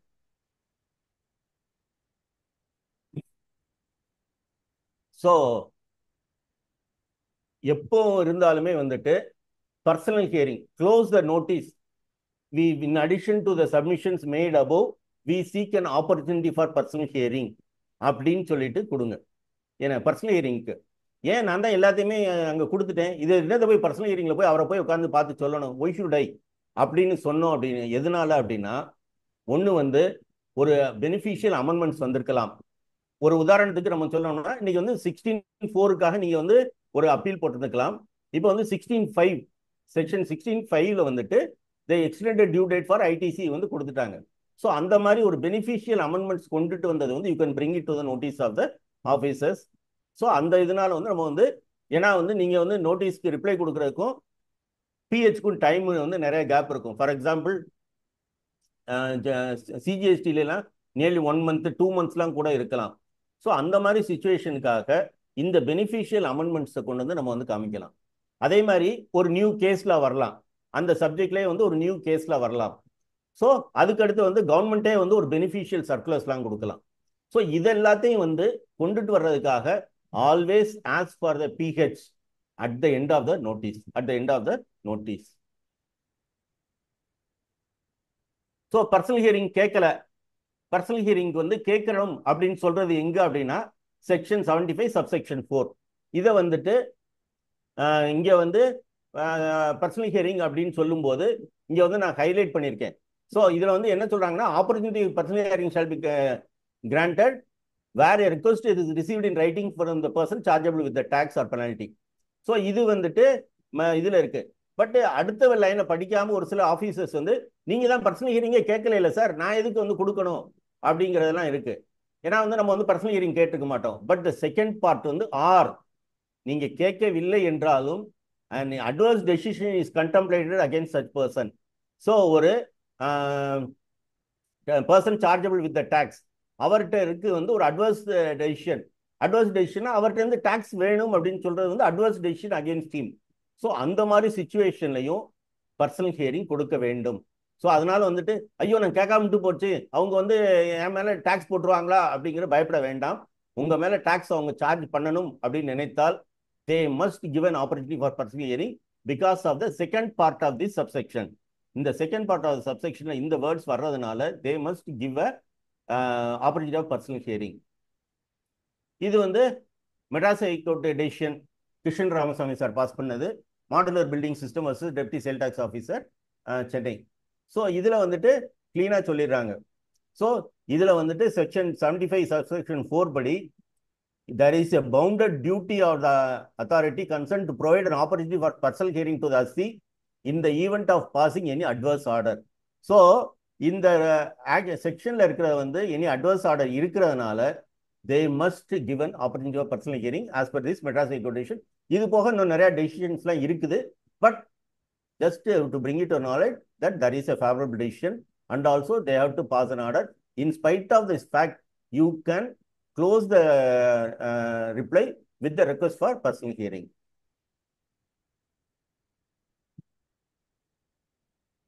So officers வந்து சார் உங்களுக்கு என் மேலே கோபம், you are always taking A negative views about us. So அந்த மாதிரி வந்து ஒரு பர்சனலாக கிரிட்டிசைஸ் பண்ணி எந்த விதமான ரிப்ளையும் கொடுக்க வேண்டாம். ஸோ ஏன்னா வந்து all the actions done by the proper officers are taken as honestly by the higher ups. So இவர் வந்து பர்சனல் பயாஸ் இருக்கு சார், இந்த ஆஃபீஸர் வந்து எனக்கு பக்கத்து வீடு, அவருக்கும் எனக்கும் காம்பவுண்ட் ஒரு தகராறு இருக்கு, அதனால வந்து அவருக்கு அகேன்ஸ்டா போட்டாரு, இந்த மாதிரிலாம் வந்து ஒரு மேலஃபைட்ஸ் வந்து பண்ண வேண்டாம். ஸோ இது வந்து every thing is taken on good spirit அப்படிங்கிறதுல தான் வந்து ஹையர் அப்ஸும் வந்து எடுப்பாங்க. ஸோ அதனால வந்துட்டு ஒரு மேலஃபைடு அவர் வந்து வந்து எனக்கு வந்து ஏதோ ஹி வாஸ் எக்ஸ்பெக்டிங், அதனால இது அந்த மாதிரிலாம் வேண்டவே வேண்டாம். இந்த மாதிரி வந்து பண்ண வேண்டாம். ஸோ அதுக்கடுத்து வந்து நான் வந்து எவிடன்ஸ் கொடுக்கணும் அப்படின்னு சொல்லியிருந்தேன். எவிடன்ஸ்க்கு வந்து இன்னைக்கு வந்து நீங்கள் வந்து போர்ட்டலை வந்து நல்லா ஸ்டடி பண்ணீங்கன்னா போர்ட்டல்லையே நிறைய டீட்டெயில்ஸ் இருக்கு. இப்போ வந்து நான் சொன்னேன்ல ஐஐடி நோட்டீஸ் அப்படிங்கிறது எப்படி வந்து நம்மகிட்ட இருக்கிற டீட்டெயிலில் வாங்கிட்டு நம்ம கண்ணிலே குத்துறாங்க அப்படிங்கிற மாதிரி நம்மளும் வந்துட்டு இந்தாப்பா உன் போர்ட்டல்ல இதான் சொல்லுது, நீ அதை பாரு அப்படின்னு சொல்லுங்க. ஸோ போர்ட்டல்ல இருந்து டீட்டெயில்ஸ் எடுத்து நீங்க வந்து அவங்களுக்கு கொடுங்க. ஸோ ஃபர்ஸ்ட்ல வந்து நோட்டீஸ்ல வந்து கொடுத்துருக்கிற ஃபிகர்ஸும் போர்ட்டல்ல இருக்கிற ஃபிகர்ஸும் கரெக்டானு பாருங்க. இப்போ ஏன்னா வந்து நிறைய இடத்துல பார்க்குறோம் யூ ஆர் கிளைம்டு ஐடிசி ஏன்னா more than what is populated in GSTR 2A அப்படின்னு சொல்லி கொடுத்துட்றாங்க. அந்த ஃபிகர்ஸே வந்து பார்த்தோம்னா நம்ம வந்து செக் பண்ணி பார்த்தோம்னா தப்பா இருக்கு. 2Aல இருந்து நம்ம வந்து எடுத்துக்கிட்டாங்கன்னா அந்த ஃபிகர்ஸ் இருக்கா இல்லையா அப்படின்னா இல்லை. ஸோ 2A எடுத்து நீங்கள் வந்து சப்ஸ்டான்ஷியேட் பண்ணுங்க. ஸோ வந்து இது வந்து டோட்டல் கன்சாலிடேட்டட் 3Bயும் வரும், அதுலேயும் வந்து நீங்கள் எவ்வளோ ஐடிசி எடுத்திருக்கீங்கிறது தெரியும். ஸோ அந்த மாதிரி வந்து போர்ட்டல்ல இருந்து டேட்டாவை எடுத்து அவங்க எப்படி நம்மகிட்ட டேட்டாவை வாங்கிட்டு நம்மளுக்கே நோட்டீஸ் கொடுக்குற மாதிரி நீங்களும் உங்களுடைய ரிப்ளை கொடுக்கும்போது அவங்களுடைய போர்ட்டல்ல இருக்கிற டேட்டாவை எடுத்து அவங்களுக்கே வந்து ரிப்ளையாக கொடுங்க. ஸோ இதுக்கு தான் ஒரு எக்ஸாம்பிள் சொல்லியிருக்கேன். ஒன் ஆஃப் த இம்பார்ட்டன்ட் இது வந்துட்டு நீங்கள் வந்து அந்த உங்களுக்கு செல் பண்ணவர் வந்து GSTR 3B ஃபைல் பண்ணவில்லை. ஸோ GSTR 3B ஃபைல் பண்ணாத காரணத்தினால் நாங்கள் வந்து உங்களுக்கு வந்து ஐடிசி வந்து ரிஜெக்ட் பண்ணுறோம் அப்படின்னு சொல்லிடுறாங்க. ஸோ இது வந்து ஒரு காமன் கிரவுண்ட். ஸோ இப்போ வந்து நீங்கள் வந்து even without logging in you can find out அவர் வந்து GST 3B ஃபைல் பண்ணியிருக்காரா என்னன்னு சொல்லிட்டு. ஸோ நீங்கள் பர்ச்சேஸ் பண்ண மாசத்துல அவர் GST 3B ஃபைல் பண்ணியிருந்தா அந்த ஸ்க்ரீன்ஷாட் எடுத்து கொடுத்தீங்கன்னா இந்த பாருங்க உங்கள் போர்ட்டல்லையே நான் வந்து டிசம்பரில் வாங்கியிருக்கேன், அவர் வந்து ஜனவரி வரைக்கும் 3B ஃபைல் பண்ணியிருக்காரு. ஸோ நீங்கள் சொல்கிற இது வந்து தப்பு அப்படிங்கிறத வந்து அவங்களுடைய டேட்டாவை எடுத்து கொடுங்கள்.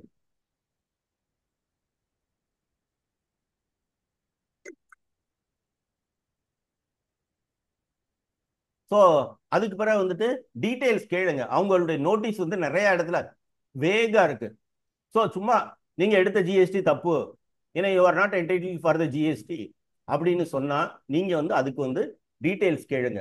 பர்டிகுலர்லி இன் CGSTயில் வந்து நாங்கள் வந்து நிறைய நோட்டீஸில் பார்க்குறோம். ஏன்னா ITC rejected as this persons are not file their GSTR 3B. அது யார்கிட்ட இருந்து வாங்கணும், எப்படி, எந்த மாதம், எந்த டீட்டெயிலுமே இருக்காது, அவங்களுடைய நம்பர் இருக்காது. அட்லீஸ்ட் SGST கொடுக்குற நோட்டீஸில் இருக்கு, எஸ்ஜிஎஸ்டி கொடுக்குற நோட்டீஸில் வந்துட்டு தே கிவ் த டீடைல்ஸ் எந்தெந்த பார்ட்டிஸ்லேருந்து நீங்கள் வாங்கினது அப்படின்னு சொல்லிட்டு டீடைல்ஸ் இருக்குது. பட் சிஜிஎஸ்டியில் வந்து இந்த மாதிரி கொடுக்கறது இல்லை. ஸோ அப்படி இருக்கும்போது நீங்கள் வந்து டீடைல்ஸ் வந்து கேளுங்கள். டீடைல்ஸ் வந்து யூ ஆஸ்க் ஃப்ரம் த அந்த notice கொடுக்கும்போதே the total consolidated figure is given. We want the details of the parties. After that also, we will be submitting further replies அப்படின்னு சொல்லியிருக்கு. ஸோ இன்னைக்கு வந்து தேர்ட் பார்ட்டி ரெக்கார்ட்ஸை எடுத்து order போடுறதுங்கிறது வந்து common. So third party records வச்சு தான் வந்து நீங்கள் வந்து அவங்க வந்து பண்ணலை அப்படின்னு சொல்லிட்டு அலிகேஷன். அவங்கள வந்து நாங்கள் வந்து கிராஸ் எக்ஸாமின் பண்ணோம். கிராஸ் எக்ஸாமின் பண்ணும்போது அவங்க வந்துட்டு போகஸ் கிரெடிட்டு அப்படின்னு ஒத்துக்கிட்டாங்க, நீங்கள் எல்லாத்தையும் பண்ணுங்க அப்படின்னு சொல்லிட்டு சொல்லுவாங்க. ஸோ இந்த மாதிரி சமயத்தில் நீங்கள் ask for the cross examination. Sir அந்த தேர்ட் பார்ட்டியை வந்து கிராஸ் எக்ஸாமின் பண்ணணும் அப்படிங்கிறத வந்து நீங்கள் வந்து கண்டிப்பாக கேளுங்கள். It is your right. Cross examination is a given right to you when you are shown the என்ன சொல்றது information got from the back of you, or the department relies on the third party statements or third party records. So அந்த மாதிரி இருக்கும்போது நீங்கள் வந்து அவங்ககிட்ட வந்து cross examine பண்ணணும் அப்படிங்கிறத வந்து ஒரு ஆப்பர்ச்சுனிட்டியாக வந்து கேளுங்க. இதுக்கு வந்து there is a supreme court டெசிஷனே இருக்கு. சுப்ரீம் கோர்ட் டெசிஷன் இந்த கேஸ் ரொம்ப old decision. It is related to sales tax. அந்த காலத்தில் உள்ள சேல்ஸ் டேக்ஸ். ஏன்னா கேடி ஷாகுத் அலி, ஏன்னா ஷாகுத் அலி யூசுப் சொல்லிட்டு இன்னொரு இது இருக்கும். ஏன்னா 2 பேர் சேர்ந்து. பட் இதில் வந்துட்டு அதில் இந்த வேர்டிங்ஸ் வந்து அந்த ஜட்மெண்ட்லேருந்தே நான் அப்படியே எடுத்து போட்டிருக்கேன். ஏன்னா இதில் வந்துட்டு என்ன அப்படின்னா வந்துட்டு சம் ஆஃப் த ஹோல்சேலர்ஸ்லாம் வந்து உங்களுக்கு வித்த மாதிரி காமிச்சிருக்காங்க, நீங்கள் வந்து பர்ச்சேஸ் காமிக்கல அப்படிங்கிறத allegation. This is the facts of the case. So இவங்க வந்து எங்களுக்கு வந்து அவங்களோட தேர்ட் பார்ட்டிஸை எக்ஸாமின் பண்ணணும் அப்படின்னு சொல்லிட்டு சொல்லிடுறாங்க. ஸோ இவங்க வந்து ஹைகோர்ட் வந்து ஆமாம் தேர்ட் பார்ட்டிஸ் கொடுக்கணும் அப்படின்னு சொல்லிடுறாங்க. So department goes to supreme court against the high court decision. So supreme court pronouncement such an issue can only be determined after examination of the accounts of both the parties and after affording the assessee the right to cross-examine the wholesale dealers concerned. நான் ஏற்கனவே சொன்னேன்ல, அந்த wholesale dealers வந்து இவங்களுக்குலாம் வந்து sale பண்ணிருக்கோன்னு காமிக்கிறாங்க, நீங்கள் வந்து பர்ச்சேஸ்ன்னு காமிக்கல. இதுதான் allegation. particularly when the assessee makes a specific prayer for this effect. So இதுதான் ரொம்ப ரொம்ப முக்கியம். சுப்ரீம் கோர்ட் டெசிஷன் இந்த கடைசி wordings, particularly when the assessee makes a specific prayer to this effect. So நீங்கள் வந்து whenever the department confronts you with that there is a statement got from this person அப்படின்னா you ask for the cross examination. So இதை வந்து important இதாக வச்சுக்கோங்க.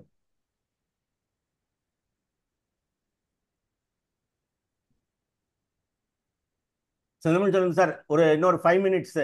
ஏன்னா நீங்க கொடுத்த 1 hour முடிய போகுது. எக்ஸ்ட்ரா ஒரே ஒரு 5 மினிட்ஸ் சார். ஸோ இது வந்துட்டு முக்கியமானது. இன்னைக்கு வந்து முந்தைக்கும் இப்போக்கும் வந்து பார்த்தோம் அப்படின்னோம்னா ரிப்ளையை வந்து கண்டிப்பாக வந்து போர்ட்டலில் வந்து பண்ணுங்க. சம் ஆஃப் தம் வந்து ஈவன் வந்து பிக் இதில் வந்துட்டு ஆஃபீஸர்கிட்ட போய் காமிச்சிட்டு வந்து நாங்கள் ஆஃபீஸர்கிட்ட அப்ரூவல் வாங்கிட்டு தான் பண்ணுறோம் அப்படிங்கும் போதெல்லாம் வந்து பார்த்தோம் அப்படின்னோம்னா இவங்க வந்து போர்ட்டலே வந்து ரிப்ளை ஃபைல் பண்ணல. ஏன்னா என்னன்னு கேட்டோம் அப்படின்னோம்னா வந்துட்டு சார் நாங்கள் போனோம் சார் நீங்கள் வெயிட் பண்ணுங்க, நான் சொல்கிறேன் அதுக்கப்புறம் பண்ணுங்கன்னு சொல்லிட்டு பண்ணால் அந்த டைமே முடிஞ்சிருச்சு, நீங்கள் வந்து நீங்கள் ஃபைல் பண்ணுங்க அப்படின்னு சொல்லிட்டு. பட் அதுக்குள்ள அவர் வந்து ஆர்டர் பாஸ் பண்ணிட்டாரு. ஆர்டர் வந்து க்ளீனாக எழுதுறாரு. இந்த இதில் வந்து இவங்க வந்து ரிப்ளை ஃபைல் பண்ணலன்னு சொல்லிட்டு. பட் அவர் வந்து பண்ணலை அப்படிங்கிறதுக்காக வந்து நமக்கு வந்து எவிடன்ஸே கிடையாது. பட் இந்த மாதிரி சிச்சுவேஷன் அவாய்ட் பண்ணுறதுக்கு இது வேணா ப்ராக்டிக்கலாக பார்த்ததை வந்து நான் சொல்லியிருக்கேன். ஸோ ரிப்ளை வந்து கரெக்டாக வந்து அந்த போர்ட்டலில் வந்து அப்லோட் பண்ணி விடுங்கள். ரிப்ளை வந்து போர்ட்டலில் வந்து அப்லோட் பண்ணிவிடுங்க. அதே மாதிரி வந்துட்டு அட்ஜோன்மெண்ட் ஒரு ஹியரிங் வர முடியலை அப்படின்னா, உங்களுக்கு வந்து அன்னைக்கு டேட்டில் போக முடியலை அப்படின்னா அட்ஜோன்மெண்ட்டை வந்து முதலே கேட்டுருங்க.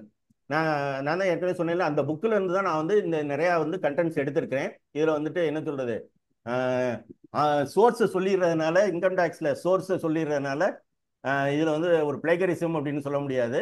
So just to bring it. So இதில் வந்துட்டு இந்த புக்கில் வந்து பேரா 9.11, இந்த பேரா 9.1 ஏன்னா வந்து ஒவ்வொரு டாப்பிக்கையும் வந்து ஒரு பேராவாக கொடுத்தா அந்த பேராவில் வந்து சொல்லியிருப்பாரு. ஸோ இந்த 9.1ல் வந்து ஹெட்டிங்கே adjournment letter should be a speaking one. So சும்மா வந்து சொல்லாமல் அது வந்துட்டு ஸ்பீக்கிங் ஒன்றா இருக்கணும். அவருடைய ஓன் வேர்டிங்ஸ் தான். Let every adjournment letter be filed a few days in advance, stating the reasons completely and not in a routine manner. Since a carelessly or routinely worded adjournment petition filed only on the date of hearing gives an opportunity for the officer to reject the petition and pass an ex parte order. So, நீங்க வந்து சும்மா sir kindly adjourn the case to some other date அப்படின்னு சொல்லக்கூடாது. So, you have to give the reason.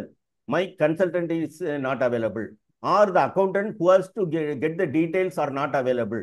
He has been medically not well. அந்த மாதிரி reasons சொல்லிட்டு அட்ஜோர்ன்மெண்ட் கேளுங்க. So இதுதான் முக்கியம். இதை பற்றி பார்க்கும்போது நம்ம வந்து இதை கார்லேட் பண்ணி ராஜரத்னுடைய வியூஸையும் நமக்கு வந்து செக்ஷன்ல என்ன சொல்லுது அப்படின்னு சொல்லும்போது 17.5. ஸோ இங்கேயும் பார்த்தீங்க அப்படின்னா இம்பார்ட்டன்ட் வந்து இதுதான் வந்து அட்ஜோர்ன்மெண்ட்டை வந்து டீல் பண்ணுது. அட்ஜோர்ன்மெண்ட் டீல் பண்ணும்போது proper officer shall if sufficient cause is shown by the person chargeable with tax. So, grant time to the said person and adjourn the hearing for reasons to be recorded in writing. Reasons to be recorded in writing. So, இதுதான் வந்து the legal provision that talks about the adjournment. So, this அதாவது வந்துட்டு என்ன சொல்றது, அப்பவே வந்து Rajaratnam sir வந்து இந்த மாதிரி ஒரு விஷனரியா இருந்திருக்காரு. அவருடைய விஷனை தான் இங்க வந்து சட்டத்துல கொண்டு வந்துட்டாங்க. ஸோ மேபி அவர் சொல்லி கொண்டு வந்துட்டாங்களா இல்லை அந்த இதை படித்து பார்த்து கொண்டுட்டு வந்துட்டாங்களான்னு தெரியாது. அவர் சொல்லியிருக்க முடியாது ஏன்னா. ஸோ அதனால வந்துட்டு இந்த மாதிரி வந்து அட்ஜோர்ன்மெண்ட் கேட்கறதுக்கு முன்னால் நீங்கள் வந்து ப்ரிப்பேர்டாக அதுக்குள்ள ரீசன்ஸை கொடுங்க. அதுவும் போக 3 டைம்ஸ்க்கு மேலே அட்ஜோர்ன்மெண்ட் வந்து கொடுக்க முடியாது. 3 டைம்ஸ்க்கு மேலே அட்ஜோர்ன்மெண்ட் கொடுக்க முடியாது. ஸோ ரிட்டர்ன் சப்மிஷன்ஸ் கொடுங்க. விஹெச்க்கு அட்டன் பண்ணும்போது ரிட்டர்ன் சப்மிஷன்ஸ் வந்து கொடுங்க. ஸோ நீங்கள் வந்து ஏற்கனவே கொடுத்ததையும் கொடுக்கலாம். இது ஏன்னா வந்து நீங்கள் வந்து அட்ஜுடிகேட்டிங் அத்தாரிட்டிகிட்ட வந்து ரிட்டர்ன் சப்மிஷன் பிஹெச்எப்பை கொடுக்குறது வந்து அடிஷனல் எவிடன்ஸ் கிடையாது. ஏன்னா அது வந்து ஒரிஜினல் எவிடன்ஸ் தான். Only when it goes to the appellate authority it will be considered additional. But இந்த சமயத்தில் வந்து நீங்கள் வந்து இன்னும் வந்து நீங்கள் வந்து ரிட்டர்னாக கொடுத்தது போக மற்ற டீட்டெயில்ஸ் இருந்தாலும் அவைகளை வந்து நீங்கள் வந்து பிஹெச் சமயத்தில் வந்து கொடுக்கலாம். பர்சனல் ஹியரிங்கில் கொடுங்க. அடுத்து வந்து ரிட்டர்ன் சப்மிஷன் முடிஞ்சிட்டு பிஹெச் போகும்போது ஒரு சின்ன நோட்டோ இல்லைன்னா உங்கள் டைரியோ வந்து எடுத்துகிட்டு போங்க. சின்ன டைரியோ வந்து ப்ராக்டிக்கலாக எடுத்துகிட்டு போங்க.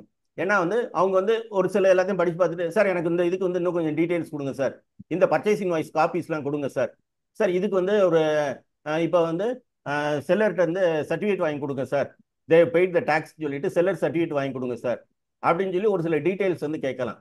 அதை வந்து நம்ம சரின்னு சொல்லி அந்நேரம் வந்தாலும் கேட்டுட்டு வந்தாலும் ஒரு சில நேரம் நம்ம வந்து மறந்துடக்கூடும். பட் ஆஃபீஸர் வந்து அவருடைய நோட்டிங்ஸ்ல வந்து எழுதி வச்சிருப்பாரு இந்த டீட்டெயில்ஸ்லாம் கேட்டிருக்கோம் அப்படின்னு சொல்லிட்டு.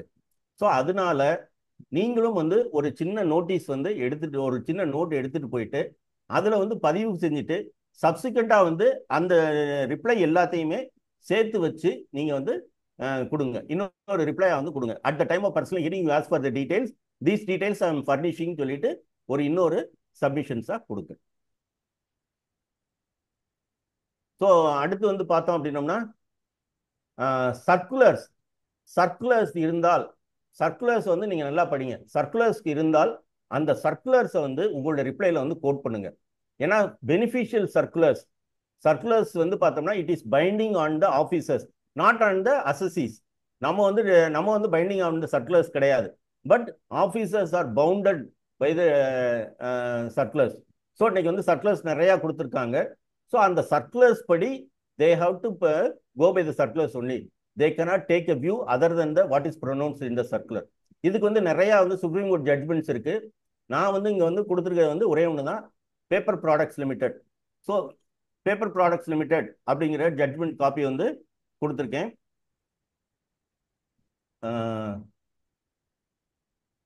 இந்த பேப்பர் ப்ராடக்ட்ஸ் இதில் வந்துட்டு பார்த்தோம் அப்படின்னோம்னா இதுதான் வந்து exact wordings from the judgment. It is clear from the above pronouncements. இவங்க வந்து இந்த பேப்பர் ப்ராடக்ட்ஸ் வந்து சுப்ரீம் கோர்ட்டுடைய ஏர்லியர் ஜட்மெண்ட்ஸ் எல்லாம் ரெஃபர் பண்ணுறாங்க. ரெஃபர் பண்ணிட்டு அவங்க வந்து என்ன சொல்றாங்க அப்படின்னா, it is clear from the above set pronouncement of this court that apart from the fact that the circulars issued by the board are binding on the department is precluded from challenging the correctness of the circulars. Department வந்து அந்த circulars வந்து challenge பண்ண முடியாது. அந்த circular கொடுத்த தப்பு sir, நான் அதுக்கு அகேன்ஸ்டாக தான் போடுவேன்னு சொல்லி சேலஞ்ச் பண்ணக்கூடாதுன்னு சொல்லி தேர் வெரி வெரி என்ன சொல்றது அடிச்சு சொல்றாங்க அப்படிங்கிறது மாதிரி தான். அடிச்சு சொன்னாலும் கேட்காதீங்க அப்படிங்கிற மாதிரி கிடையாது. அடிச்சு சொல்றாங்க. Even on the ground the same being inconsistent with the statutory provision. So statutory ப்ரொவிஷன்ஸுக்கு அகெயின்ஸ்டாக இருந்தாலும் என the circulars are binding on the department. So இதுதான் வந்துட்டு some of the thoughts that came to my mind and Senthamizh Selvan sir gave the topic for me. So கொஞ்சம் வந்து sir வந்து 1 hour அப்படின்ட்டுருந்தாங்க. கிட்டத்தட்ட ஒரு 1 hour 10 minutes ஆயிடுச்சுன்னு நினைக்கிறேன். தேங்க்யூ நன்றி தேங்க்யூ நன்றி for sir. The opportunity sir. And then thank you for additional time also. That was என்ன சொல்றது, அட்ஜோன்மெண்ட்டுங்கிற மாதிரி ஒரு additional time. Thanks for all the members for your patient hearing. Now it is open to the floor or open to the webinar participant to raise the questions. So thank you sir. Thank you one நன்றி and all. பால்தங்கம் sir. நீங்க வித்தியாசமான முறையில் நடத்தியிருக்கீங்க. ஏன்னா பெரும்பாலும் வந்து இந்த notice to ரிப்ளைங்கும் போது அந்த செக்ஷனை கோட் பண்ணி அதை இதை சொல்லிட்டு இருப்போம். நீங்க ஒரு வித்தியாசமான முறையில் விளக்கங்கள் கொடுத்துருக்கீங்க. மிக நன்றாக சொல்லியிருக்கீங்க. மரியாதைக்குரிய ராஜேந்திரன் சார் பற்றியும் குறிப்பிட்டீங்க. அவர் இந்த துறையில நீண்ட அனுபவம் கொண்டவர் மட்டுமல்ல, அவருடைய ரெகுலரா இந்து பத்திரிகையிலையும் எழுதிட்டு இருப்பாரு. ஆமா, வார வாரம் டாக்ஸ் போரம் அப்படிங்கிறது. டாக்ஸ் போரத்துல வந்து அதை தவறாம படிப்பேன். இந்து பத்திரிகை வந்து முதல்ல அதுதான் திறந்து படிப்பேன். அந்த அளவுக்கு அவருடைய எழுத்துக்கள் மீது எனக்கு ஆர்வம் உண்டு. Yes sir. அவரு சென்னையில வந்து ரிட்டையர்ட் ஆன அப்புறம் ரொம்ப நாள் பிராக்டிஸ் பண்ணிட்டு இருந்தாரு. அவருடைய சகோதரி கூட உங்களுக்கு தெரிஞ்சிருக்கலாம், சென்னையில வந்து பிரபல மருத்துவரா இருந்தாங்க. அப்படியா? எனக்கு தெரியல சார். பிரபல மருத்துவ சமீபத்துல இருந்தாங்க. அவங்களும் நிறைய புத்தகங்கள்லாம் எழுதியிருக்காங்க தமிழ்ல அந்த காலகட்டத்தில இருந்து. ஸோ அதனால அவரை நீங்க குறிப்பிட்டதில் ரொம்ப மகிழ்ச்சி. பர்டிகுலரா நீங்க சொன்ன விதம் வந்து எனக்கு ரொம்ப பிடிச்சிருந்தது. சாதாரணமா அப்படியே இந்த செக்ஷனை ரிப்பீட் பண்ணாம இப்படி இப்படி ரிப்ளை பண்ணணும், எப்படி இப்படி கோட் பண்ணணும், கேஸ் கிளாஸ்லாம் எப்படி விளக்கமா லெட்டர்லாம் எழுதணும். ரொம்ப பார்ட்டிசிபென்ட் வந்து அவங்க கருத்துக்களை சொல்லலாம். அது இல்லாம ஏதாவது கேள்வி கேட்கறாங்க சார்ட்ட கேட்கலாம். சார் இந்த அஸ்வினி கார்த்திக்ங்கிறவங்க வந்து இந்த புக்கு வந்து அவைலபிள்னு போட்டிருக்காரு சார். ஆமா, பார்த்தேன் சார் நானும். வேற யாராவது கேள்வி கேட்குறீங்களா சார்? ஜெயிலர் படம் பார்த்த மாதிரி இருந்துச்சு சார். விறுவிறுப்பா ஒரு கொஞ்சம் கூட ஒரு தொய்வே இல்லாம வந்து விறுவிறுப்பா கொண்டு போனீங்க. ரொம்ப ரொம்ப யூஸ்ஃபுல்லா இருந்துச்சு. அது நீங்க வந்து ராஜரத்னம் அவர் சொன்னீங்க இல்லையா, சார் சொன்ன மாதிரி இந்த ஹிந்து பேப்பர்ல வரும்போது அந்த அவருடைய இதெல்லாம் கட்டிங்ஸ் நாங்களும் பண்ணி வச்சிருந்தோம் சார். ரொம்ப யூஸ்ஃபுல்லா இருக்கிற மாதிரி இருந்துச்சு. இன்னைக்கு அது வந்து சார் ஒரு சின்ன சந்தேகம் கேட்கலாமா சார்? கேளுங்க சார். அதாவது Chandrasekhar sir mike sir. Sir இப்போ இந்த சர்க்குலர்ஸ் வந்து சில அதிகாரிகிட்ட போடும்போது வந்து என்னுடைய வியூல வந்து இந்த சர்க்குலர் அப்ளிகபிள் இல்ல. சோ நான் சர்க்குலர் உபே பண்ணணும்னு இல்லை. இது வந்து ஜெனரல் கைடன்ஸ் தான். ஆக்டையோ ரூலையோ நான் வந்து வயலேட் பண்ணல. ஆனா நான் கண்டிப்பா வந்து இந்த சர்க்குலர் உபே பண்ண மாட்டேன்னு சொல்றாங்க. அது அக்செப்டபிளா சார்? இல்ல கண்டிப்பா பண்ண முடியாது சார். ஸோ அந்த மாதிரி சர்க்குலருக்கு அகெயின்ஸ்டா இருந்தா அதுக்கு தான் வந்து அந்த சுப்ரீம் கோர்ட் டெசிஷனே கொடுத்துருக்கேன் sir. Paper products case sir innumerable decisions இருக்கு. ஏன்னா இது வந்து டைரக்ட் டாக்ஸ்லயும் இருக்கு, இன்டைரக்ட் டாக்ஸ்லயும் இருக்கு. அவங்க என்ன சொல்றாங்கன்னா சர்க்குலர் வந்து ஒரு கைடன்ஸ், நான் வந்து கேட்க மாட்டேன், எனக்கு ஃபேவர் நிறைய ஜட்ஜ்மெண்ட் இருக்குங்கிறாங்க. இல்ல sir, circulars are binding sir. Even வந்து அதைத்தான் சொல்றாங்க. அது அந்த டெசிஷன்ல வந்து அதனால தான் நான் வந்து கோட் பண்ணியிருந்தேன். Even if it is contrary to the லானே சொல்லியிருப்பாங்க சார். ஏன்னா ஸோ அதனால வந்துட்டு பாத்தீங்க அப்படின்னா வந்துட்டு circulars are binding on them sir. அதுல வந்துட்டு எந்த விதமான மாற்று கருத்தும் கிடையாது. நீங்க அதனாலதான் நாங்கள்லாம் வந்து சொல்லும் போது இந்த டெசிஷனவே சொல்லிடுவோம். இங்க பாருங்க சார், ஏன்னா இப்ப பழையபடி அந்த ஸ்கிரீன்ல போட்டிருக்கேன். The department is precluded from challenging the correctness of the circulars even on the ground same being inconsistent with the statutory provisions. So அதனால வந்துட்டு இது பண்ண முடியாது சார். அது இல்ல. ரெண்டாவது சார், இப்போ நீங்க இன்னொரு சொன்னதுல வந்து எனக்கு ரொம்ப பிடிச்சது என்னன்னா, நீங்க வந்து இந்த டிராஃப்ட் வந்து ஒரு ஆர்ட்னு சொன்னீங்க. இது வந்து ஆ 1000 டைம்ஸ் கரெக்ட் சார். ஏன்னா எப்படி ஆரம்பிக்கணும் எப்படி முடிக்கணுங்கிறதெல்லாம் வந்து இன்னைக்கு வந்து யாரும் அவ்வளவு பிராங்கா சொல்றது இல்ல. நீங்க அதுவும் ஓப்பனா சொன்னீங்க. இதுல குறிப்பா நிறைய எல்லாரும் என்ன தப்பு பண்றாங்கன்னா ஆர்டிபிஷியல் இன்டெலிஜென்ஸ்ல போய் ஒரு அடிச்சிடுறாங்க. அது ஒரு ரிப்ளை கொடுத்துருக்கு. அந்த ரிப்ளை பேஸ் பண்ணி நிறைய நோட்டீசஸ் வந்து டிமாண்டட் வந்திருக்கு. அப்போ இந்த மாதிரி நேரத்துல வந்து கரெக்டா ஒரு சூட்டபிள் பர்சனை பார்க்கணும், அது எப்படி டிராஃப்ட் பண்ணணும்னு சொன்னது வந்து ரொம்ப ரொம்ப ஒரு அற்புதம் சார். ம் நல்ல யூஸ்ஃபுல்லா இருந்துச்சு. ஏன்னா இது தேங்க்யூ வந்து சார். ஜென்ரலா பேஸ் வந்து எப்படி அப்ரோச் பண்றங்கிறது, how to approach the notices வந்து ஒரு நல்ல நிகழ்ச்சி தான். நான் நிறைய தடவை சொல்லுவேன், என்னன்னு கேட்டீங்கன்னா நோட்டீஸ் வந்தா சந்தோஷப்படுங்க. என்ன இந்த வார்த்தையை சொன்னா முனுசாமிக்கு மூக்கு மேல கோவம் வந்துடும். எப்படி இப்படி சொல்லலாம்? ஏன்னா அந்த மாதிரி அவங்க எல்லாம் நிறைய பேர் இருக்காங்க. அவர் இந்த மையம் சந்திரசேகர் சார் எனக்கும் தான் தெரியும், நோட்டீஸ் வந்தா ஹாப்பியா இருக்கணும், மற்றபடி நோட்டீஸ் வந்தா ஒரு இதா இருக்கக்கூடாதுன்னு சொல்லி அதை நீங்க தெளிவா சொன்னீங்க. அதே போல ஆபீசர்ஸ்ட வந்து அவங்களே அந்த ஒரு ஸ்டேட்டஸோட மெயின்டைன் பண்றதுன்னு சொல்றது வந்து இதெல்லாம் வந்து ஜெனரல் அட்வைஸ் சார், எல்லாத்துக்கும் உபயோகப்படும். ரொம்ப ரொம்ப நன்றி. அதே நேரத்துல என்னன்னா எல்லா இடமும் மலர்களை தேடிதான் வண்டு போகும் சார். இன்னைக்கு வண்டை தேடி எல்லா மலரும் கிட்டத்தட்ட 65 பேர் வந்திருக்கும். ஏன்னா எப்படினாலும் ஒரு நல்ல கண்டென்ட்ஸ் சார் கொடுப்பான்னு சொல்லிட்டு அது வந்து கிளினிக்கு போனா எப்படி ட்ரீட்மெண்ட் நல்ல ட்ரீட்மெண்ட் கிடைச்சதோ அதே மாதிரி கிடைச்சிருக்கு சார். நன்றி sir. Thank you sir. Thank you sir. கிளினிக்ல ட்ரீட்மெண்ட் இன்னைக்கு கொடுத்துட்டாரு சார். ஆமா ஆமா சார் சார், எல்லாம் குணமாகிற கியூர் ஆகுற treatment sir, cure clinic. Sir any clarification sir? Sir யாருக்கும் கிளாரிபிகேஷன் சொல்லுங்க. பெருமாள் சாருக்கு ஒரு சின்ன இதுக்கு கொடுங்க. பெருமாள் சார், நீங்க இல்லையா சர்க்குலர் ஃபாலோ பண்ண வேண்டிய அவசியம் இல்லைன்னு சொல்றாங்களே, சமீபத்தில் உங்களுக்கு தெரியும் இல்லையா அந்த சர்க்குலர் நம்பர் 10 ஒன்று கொடுத்துருந்தார் கமிஷனர், எவ்வளவு ஆமா பெனால்ட்டி போடலாம் அப்படின்னு. சமீபத்தில் வந்து ஆமா ஒரு டிடென்ஷன் அப்ப நான் அந்த சர்க்குலர் கோட் பண்ணப்ப அந்த ஆபீசர் அப்படிதான் சொன்னார் என்கிட்ட. நான் சொன்னேன், உங்க சுப்பீரியர் கொடுக்கறது அது எப்படி நீங்க ஃபாலோ பண்ண மாட்டேன்னு சொல்றீங்க, நீங்க கோர்ட்டுக்கு போய்ங்க. நான் எதுக்கு சார் கோர்ட்டுக்கு போனேன், நாளைக்கு காலையில் கமிஷனருக்கு தான் போய் உங்க பேர்ல ஒரு ரெப்ரசன்டேஷன் கொடுப்பேன் கம்ப்ளைண்ட் அப்படின்னு சொல்லிட்டு நான் வந்துட்டேன். சரி 11 மணிக்கு நைட்டு கிட்ட இருக்கும். நான் டிஸ்கனெக்ட் பண்ணிட்டு காலை டிஸ்கனெக்ட் பண்ணிட்டு வந்துட்டேன். அப்புறம் ஒரு 1 hour கழிச்சு அந்த பார்ட்டி ஃபோன் பண்ணாரு, சார் ரிலீஸ் பண்ணிட்டார் சார், ஏதாவது ஃபைனா போட்டாராங்க. அதெல்லாம் ஒன்றும் போடல, அவர் கமிஷனுங்கிறாரு, அதனால நீங்க வண்டி எடுத்துட்டு போங்க அப்படின்ட்டான். ஸோ வெளிப்புறமா அவர் சொல்றாரே தவிர உள்ளுக்குள்ள வந்து அது ஃபாலோ பண்ணா நமக்கு பிரச்சனை வரும் அப்படின்றத தெரிஞ்சுதான் இருக்காது. உங்க நீங்க அந்த ER வந்து சைலண்டா சொல்லிருப்பீங்க சார். அதனால அதுக்கு பால் தங்கம் சார் சொன்ன மாதிரி கண்டிப்பா it is binding on them, they have to follow it. Yes sir. நன்றி சார். வேற யாராவது கேள்வி கேட்கறாங்க கேளுங்க. சார் அருண் சுந்தரம் சார், ஈரோட்ல இருந்துங்க சார். சொல்லுங்க சார் வணக்கம் சார். ஹலோ சொல்லுங்க சார். உங்களுக்கு இப்ப நம்ம பர்சனல் ஹியரிங் பத்தி சொன்னீங்க சார். இப்ப பொதுவா நம்ம பர்சனல் ஹியரிங் போறோம் சார். அப்ப ஆபீஸரோட ஒரு நல்ல சுமூகமான இது இருக்கிறதுனால வந்து நம்ம வந்து எது எவிடன்ஸ் வாங்க கையில போய் கேட்டா பாத்துக்கலாம் விடுங்க அப்படின்னு சொல்றாங்க சார்.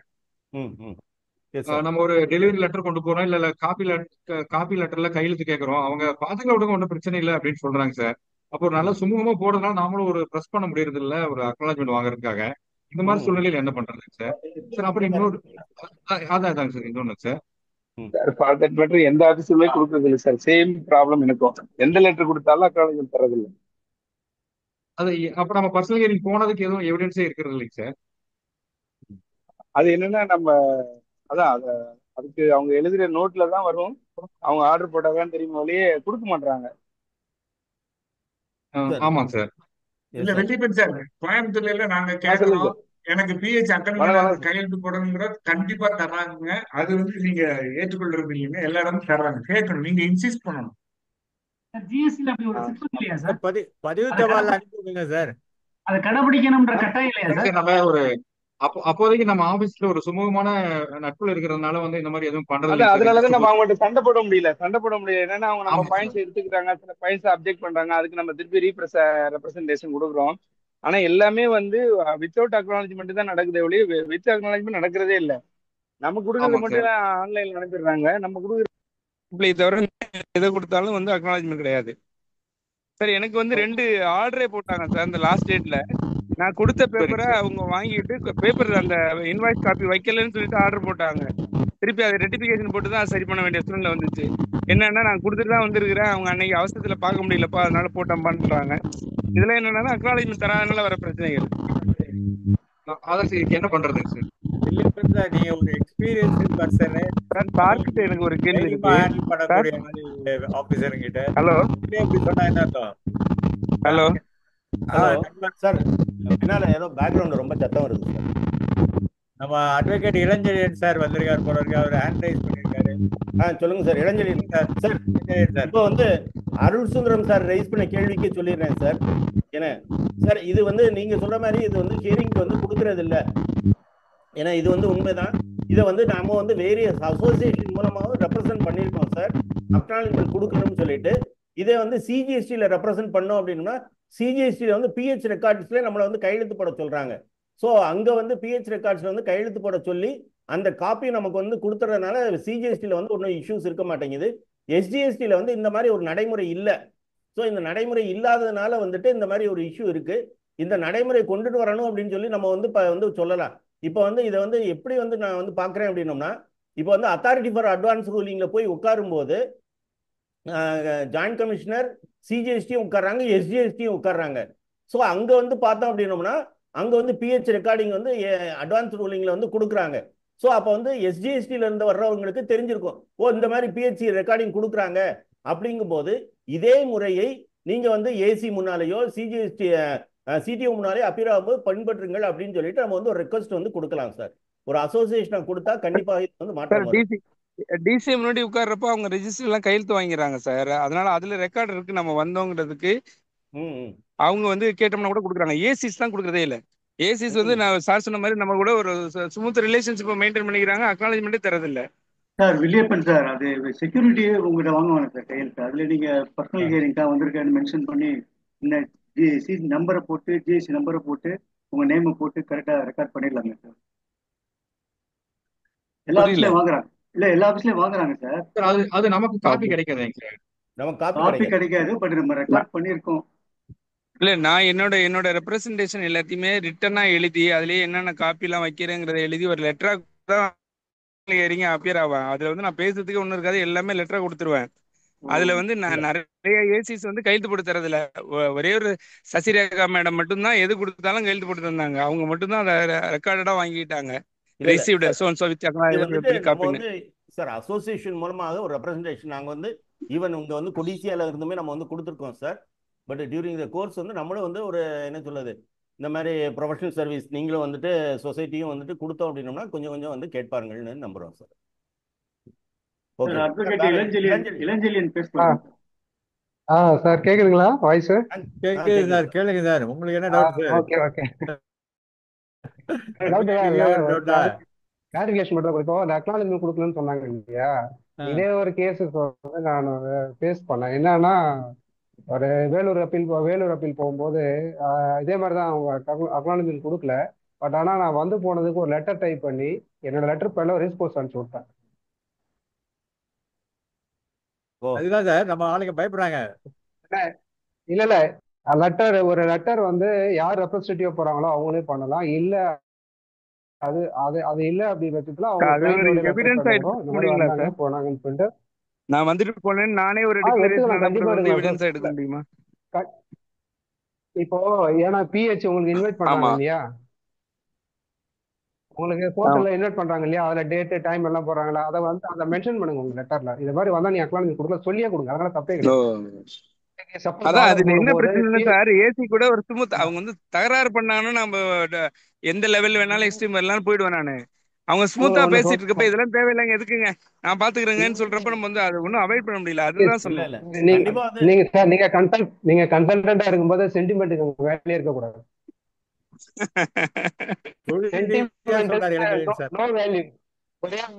சென்டிமெண்ட்டுக்கு வேல்யூவே கிடையாது. ஜிஎஸ்டி ஆக்ட்ல கமிஷனருக்கே பவர் கிடையாது. அப்புறம் அவருக்கு என்ன பவர் இருக்கு? சென்டிமெண்ட் வேல்யூ இருக்க. அவங்க பிஎஸ்சி உங்களுக்கு கோர்ட்ல போஸ்ட் பண்ணும்போது அவங்க கொடுக்காத பட்சத்தை நீங்க ஒரு லெட்டர் வந்து போஸ்ட் அனுப்பிச்சிட்டு நீங்க ரெக்கார்டா வச்சீங்க. நாளைக்கு அப்பீல் போகும்போது கோர்ட் போகும், அதுதான் பார்ப்போம் உங்களை. அவர் உங்க அந்த கமிஷனர் வந்து உங்களுக்கு நல்லா பேஸ் வேல்யூ இருக்கு அந்த வேல்யூ இருக்கு ஜட்ஜி அதெல்லாம் கேட்க மாட்டாரு. இதுல ஒரு சின்ன டவுட் இருக்கு சார். சொல்லுங்க சார். அதாவது சார் சொல்றாங்க நம்மளுடைய உரிமையை கேட்டு வாங்கணுன்ட்டு.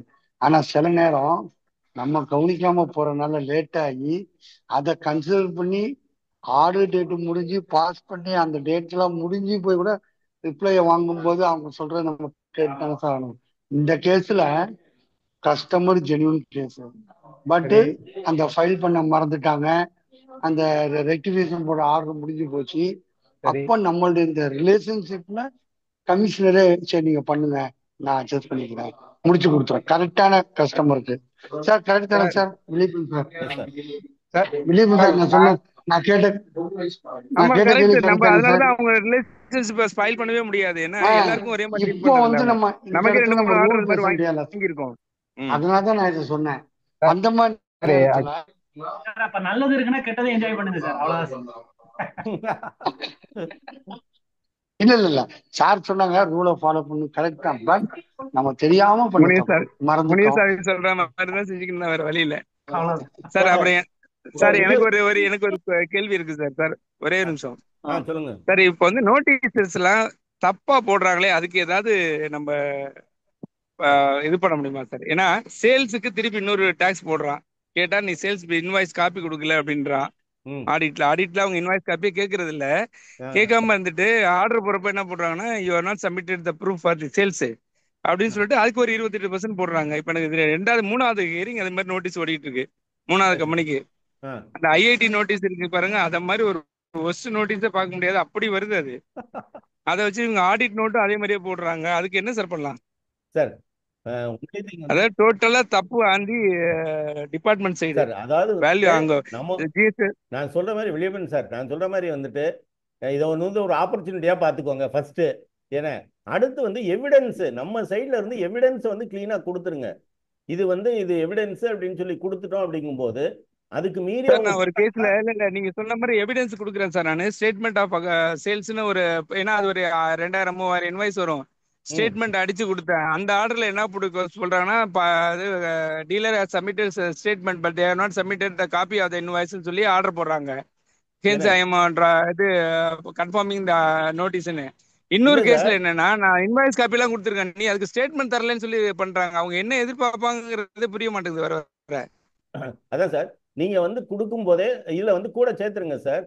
ஏன்னா இன்வாய்ஸஸ் இது அப்டிராக்ட் வச்சுட்டு 4-5 சாம்பிள் இன்வாய்ஸையும் வச்சிருங்க. If you need further details kindly give us opportunity to produce the சேம்னு ஒரு இதை போட்டு முடிச்சிருங்க சார். சார் பிஹெச் கேட்டு நான் ஒரு நோட்டீஸ்க்கு ரிப்ளை கொடுத்தேன். எனக்கு வந்து பர்சனல் ஹியரிங் கொடுங்க, நான் ஃபர்தர் டாக்குமெண்ட்ஸ் சப்மிட் பண்றேன்னு சொல்லி கொடுத்துருந்தேன். பட் பர்சனல் ஹியரிங் கொடுக்காம ஆர்டர் கொடுத்துட்டாங்க. ஆர்டர் கொடுத்ததுக்கு அப்புறம் அதுக்கு போய் நான் ரெக்டிஃபிகேஷன் அது இன்வாலிட். பட் நான் போய் ரெக்டிஃபிகேஷன் கேட்டேன். ரெக்டிஃபிகேஷன் போறப்ப என்ன சொல்றாங்கன்னா, 2 கோடி ரூபாய்க்கு ஆர்டர் இருக்கு, அதை குறைக்கணும்னா எனக்கு இவ்வளவு ரூபா வேணும்னு காசு கேட்கறாங்க. ஆர்டர் மொத்தமுமே தப்பு. அந்த 2 கோடி ரூபாய் ஆர்டர் இப்ப நான் டீல் பண்ணிட்டு இருக்க நோட்டீஸ் என்னன்னா, ஆர்டர் போட்டதே அவங்க மேல தப்பு, எதுவுமே கன்சிடர் பண்ணாம போட்டிருக்காங்க. நான் ரிப்ளை எல்லாம் கன்சிடர் பண்ணாம. ஆனா என்னன்னா பார்கெயின் பண்ண ஆரம்பிச்சிடுறாங்க. இல்ல சார், நீங்க சாட்டிஸ்ஃபேக்ஷன் டு தி ஆபீசர் பண்ணல, கரெக்ட்டா? ஆமா அதான். அப்படின்னா உங்களுக்கு ஆர்டர் எப்படி சாட்டிஸ்ஃபைட் ஆகுது? ஆபீசர் பண்ணா மட்டும்தாங்க அவருக்கு திருப்தி இருக்கும். வில்லியப்பன் சார் என்ன இதெல்லாம் வந்துட்டு நம்ம இங்க வந்து ஏன்னா நேத்து தான் வந்து என்னன்னா ஒரு ஏதாவது ஒரு ரிப்ளை கொடுத்தா எல்லாரும் பேசி மாட்டிக்கிட்டாரு, அமைச்சர் பேச்சு மாட்டிக்கிட்டாரு. என்ன இங்கேயும் வந்து ஏதாவது என்ன நான் பேசி எதுவும் வந்துடக்கூடாது, நான் பேசாம கம்முன்னு இருக்கேன். நாங்க என்ன சார் பண்றது சார்? நான் வந்து ஒரு ஒரு ஹியரிங் இப்ப மொத்த புக்ஸையும் ஜெராக்ஸ் எடுக்க சொல்லிட்டேன். Book side, invoice side, purchase invoice எல்லாத்தையும் ஜெராக்ஸ் எடு. மொத்தமா அவன் பார்த்தா ஃபைல பார்த்தா பயப்பட்டான். அந்த அளவுக்கு கொண்டு போய் எவிடன்ஸ் கொடுத்துருவோம். ஏன்னா அவ்வளவு டார்ச்சரா இருக்கு நமக்கு. நம்ம ஒண்ணு கொடுத்தா இது தரலன்னா இன்னொன்னு சொல்லி ஆர்டர் போடுறது, திருப்பி அலைய விட்டுறது ரொம்ப சிரமமா இருக்கு. ஆனா லாஜிக்கல் எரர் அவங்க சைட்ல, லாஜிக்கல் எரர் அதை புரிஞ்சுக்கவே மாட்டாங்க சார். இதெல்லாம் வந்து Villiappan sir, it is not new. இப்ப எனக்கே வந்து பாத்தீங்கன்னா சரி, பழைய சர்வீஸ் டாக்ஸ் எரால வந்துட்டு ஆபீசர் வந்து எனக்கு இந்த இன்வாய்ஸ் காப்பீஸ் எல்லாத்தையும் கொடுங்க அப்படி இப்படின்னு சொல்லிட்டு கொடுத்துட்டாரு சார், நோட்டீஸ் கொடுத்துட்டாரு. ஏன்னா அவருக்கு வந்து அதனுடைய மேக்னிடியூட்லாம் தெரியல. நாங்க வந்து சரி அப்படின்னு சொல்லிட்டு நாங்க வந்து எல்லாத்தையும் இன்வாய்ஸ் காப்பீஸ் எல்லாத்தையும் கொண்டு போய் கொடுத்தா அவர் வந்து அந்த இன்வாய்ஸ் இதெல்லாம் வச்சோம்னா அவர் ரூம்குள்ள நடக்கவே முடியல. என்னங்க இவ்வளவு கொண்டு வந்துருக்கீங்க சார்? நீங்க தானே சார் நோட்டீஸ் கொடுத்துருக்கீங்க sir. It is not joking, really we took that thing in a lorry. ஏன்னா அது அவ்வளவு பெரிய கம்பெனி. 2 கலாஸ்காரங்களை கூட்டிட்டு போய் கலாஸ்காரங்களை வச்சு இறக்கி கொண்டு உள்ள போய் அடிக்கிட்டோம். ஃபைல்ஸ் எல்லாத்தையும் அடிக்கிட்டோம். ஸோ என்ன இதே கேள்விதான், என்ன நீங்க எல்லாத்தையும் கொண்டு வந்து என்ன மிரட்டுறீங்களா? ஸோ ஆஸ் ஆபீசர் அவங்க இருப்பாங்க. சார் வெள்ளியப்பன் சார், நீங்க சொல்லுங்க. வால்யூம் அதிகமா இருக்கிறதுனால நான் வந்து சாஃப்ட் காப்பியா தரேன் அப்படின்னு சொல்லி பென் டிரைவ்ல போட்டு கொடுக்கலாம். நான் நிறைய கேஸ்ல அப்படி பண்ணிருக்கேன். ஓகே ஓகே ஓகே, அது நல்ல ஐடியா. ஆமா ஆமா, அது தரலாம். எல்லாத்தையும் ஸ்கேன் பண்ணி லெட்டர்லயே அப்படி எல்லாரும் கொடுத்துடுறோம். கொடுத்துடலாம். இந்த மாதிரி இவ்வளவு வால்யூம் இப்ப சார் சொன்னார்ல லாரியில ஏத்திட்டு போற மாதிரி, அது மாதிரி இருக்கும். ஆ, இத்தனை லாரியில ஆ, கொண்டு வந்து கொடுக்கணும். என்னால அந்த ஆ, அளவுக்கு ஆபீஸ்லயும் அந்த அளவுக்கு இடம் கிடையாது. அதனால I am prepare to give by some copies by through pen drive it should be அக்னாலஜ்னு. இப்போ சமீபத்தில் கூட ஒரு கேஸுக்கு வந்து நான் கொடுத்தேன். அதை வாங்கி அக்னாலஜ்மெண்ட் மட்டும் கொடுக்க மாட்டேன்ட்டாங்க. அதாவது அந்த பென் டிரைவ்ல போட்டு ஆமா. கொடுத்ததுக்கு நான் என்ன உடனே இருக்குன்னு ஒரு மெயில் தெரியாதுல்ல உங்களுக்கு. அனுப்பிச்சிட்டேன். மெயில் ஆ, அனுப்பிச்சிட்டு இந்த மாதிரி நீங்க கேட்டீங்க, நான் இல்ல பென் டிரைவ்ல நான் போட்டு இத்தனாம் தேதி இத்தனை டைம்ல ஹேண்ட் ஓவர் பண்ணியிருக்கேன் அப்படின்னு சொல்லி ஒரு மெயில் அனுப்பிச்சிட்டேன். ஆ. சார் சார் இல்ல இதான் ஆஃப் இன்னொரு late doubt. Experience. Of late experience என்னன்னா, அவங்க கேக்குறாங்க இல்ல எல்லாத்தையும் இப்ப நான் சார் சொன்ன மாதிரி ஸ்டேட்மெண்ட்டும் வச்சிருவோம், இன்வாய்ஸ் காப்பியும் வச்சிருவோம், எல்லாத்தையும் மேக்ஸிமம் எவிடன்ஸை ஃபர்ஸ்ட் நோட்டீஸ்லேயே கொடுத்துடலாம் அப்படிங்கறத இப்போ பண்ணிட்டு இருக்க ஒர்க். இனிஷியலா நம்ம அதை செய்ய விட்டுட்டோம். இப்போ ஆஃப்லைட் அதாவது எக்ஸ்பீரியன்ஸ் சாம்பிள்ஸ் என்னன்னா, இது கொடுங்க, எதை கேட்டாலும் கொடுத்துட்டு மீதியை பென் டிரைவ்ல கொடுத்துருங்க. அதான். Okay okay sir, That okay will be the solution. Doctor பேரை கேட்ட உடனே அழுந்திருப்பாங்க, இவர் ஒரு மாதிரி ஆகணும்னு நினைச்சு. வந்து அவருக்கு என்னடா வந்து பெருமாள் உங்ககிட்ட ஒரு பெண்ணு சொல்லலையேன்னு நினைச்சேன். சமரசம் ஆகிறதுக்கு வந்து கஷ்டப்பட்டு இருப்பாரு. அந்த டாக்டர் பேரை கேட்ட உடனே அழுந்திருப்பாரு. சார் இன்னொரு டவுட் வேற சார். ஏதாவது கொஸ்டின்ஸ் இருக்கா? சார் இன்னொரு டவுட் சார். அருள் சொன்னாங்க சார். நானே சார் இன்னொரு doubt sir. Hello yes sir. Sir. இப்போ நம்ம சார் இப்போ நம்ம ஒரு ஒரு இன்ஸ்பெக்ஷன் போயிட்டு அவங்க வந்து பில் ட்ரேடர்னு நம்மளுடைய சப்ளையர் வந்து ப்ரூவ் பண்ணிடுறாங்க சார். அப்ப அவங்ககிட்ட வாங்கினது எல்லாமே பில் ட்ரேடர்னு சொல்லிட்டு நமக்கு ஐடிசி ரிவர்ஸ் பண்ணிடுறாங்க சார். நம்மகிட்ட இன்வாய்ஸ் இருக்கு, பேமெண்ட் ப்ரூஃப் இருக்கு, இவே பில் எல்லாமே இருக்குங்க சார். இருந்தாலும் நீங்க வந்து கூட்ஸ் மூவ்மெண்ட்டை ப்ரூவ் பண்ணுங்க அப்படிங்கிறாங்க சார். நமக்கு வந்து அது வந்து டோல்கேட் ரூட்டே இல்லைங்க சார். லோக்கல் தான் டெலிவரி எல்லாமே சார். டோல்கேட் தான் பெரிய எவிடன்ஸா எடுத்துக்கிறாங்க சார். இப்ப டோல்கேட் இல்லாதப்ப இதுக்கெல்லாம் எவிடன்ஸா என்ன கொடுக்கறது சார்? எதை கொடுத்தாலும் அக்செப்ட் பண்ணிக்க மாட்டேங்கிறாங்க சார். இவே பில் காப்பிலாம் இருக்குல்ல சார்? இவே பில் இருக்குங்க சார், இன்வாய்ஸ் இருக்குங்க சார், பேமெண்ட் ப்ரூஃப் இருக்கு. உங்க இடத்துல இப்ப நம்ம பொதுவா நம்ம கம்பெனிகள்ல என்ன பண்ணுவோம், கேட்ல ஒரு சீல் அடிப்பாங்க, என்ட்ரி டேட் டைம் எல்லாம் போட்டு. நாங்க அதை தான் ப்ரூஃபா காமிக்கிறோம். இந்த மாதிரி கேட்ல என்ட்ரி ஆயிருக்கு, உள்ளார வந்திருக்குங்கிறத ப்ரூஃபா காமிக்கிறோம். ஏன்னா நம்ம போய் செக் போஸ்ட்லாம் எடுக்கவே முடியாது. நம்ம போய் கேட்டா டோல் கேட்ல கொடுக்க மாட்டாங்களே. டோல் எவிடன்ஸ் நம்மளால வாங்க, கவர்மெண்ட் அதை கொடுத்தாலுமே அது வந்து டோலே நீங்க இல்லாத ரூட்ல போயிருக்குங்கிறாரு அவரு. கரெக்டா? அதான் அருள் சொன்னாரு. ஆமாங்க சார். இதே இல்லைங்க சார். அது சிமிலர் இஷ்யூ என்கிட்ட ஒரு கேஸ் இருக்கு, அப்பீல் ஃபைல் பண்ணிருக்கோம். இது வரைக்கும் ஹியரிங் போடாம இருக்காங்க. ஓகேங்க சார். வந்தாதான் தெரியும் என்ன பண்ணுவான். லாரி ரிசிப்ட் நீங்க சொன்ன மாதிரி கேட்ல இருக்கிற சீல் எல்லாமே வச்சா நீங்க இது ஃபேக்கா ரெடி பண்ணிட்டீங்க அப்படின்னு சொல்றாங்க சார். அதை ப்ரூவ் பண்ண சொல்லுங்க, ஃபேக்குன்னு சொல்லு. பிடி நோட்டீசஸ்லாம் அவங்களுக்கு ஏதோ ஒரு எவிடன்ஸ் வச்சுக்கிட்டு தான் சார் போடுறாங்க. அவங்க வந்து ஆரிஜின் நம்ம சொல்றோம்ல, இருக்கட்டும் சார்.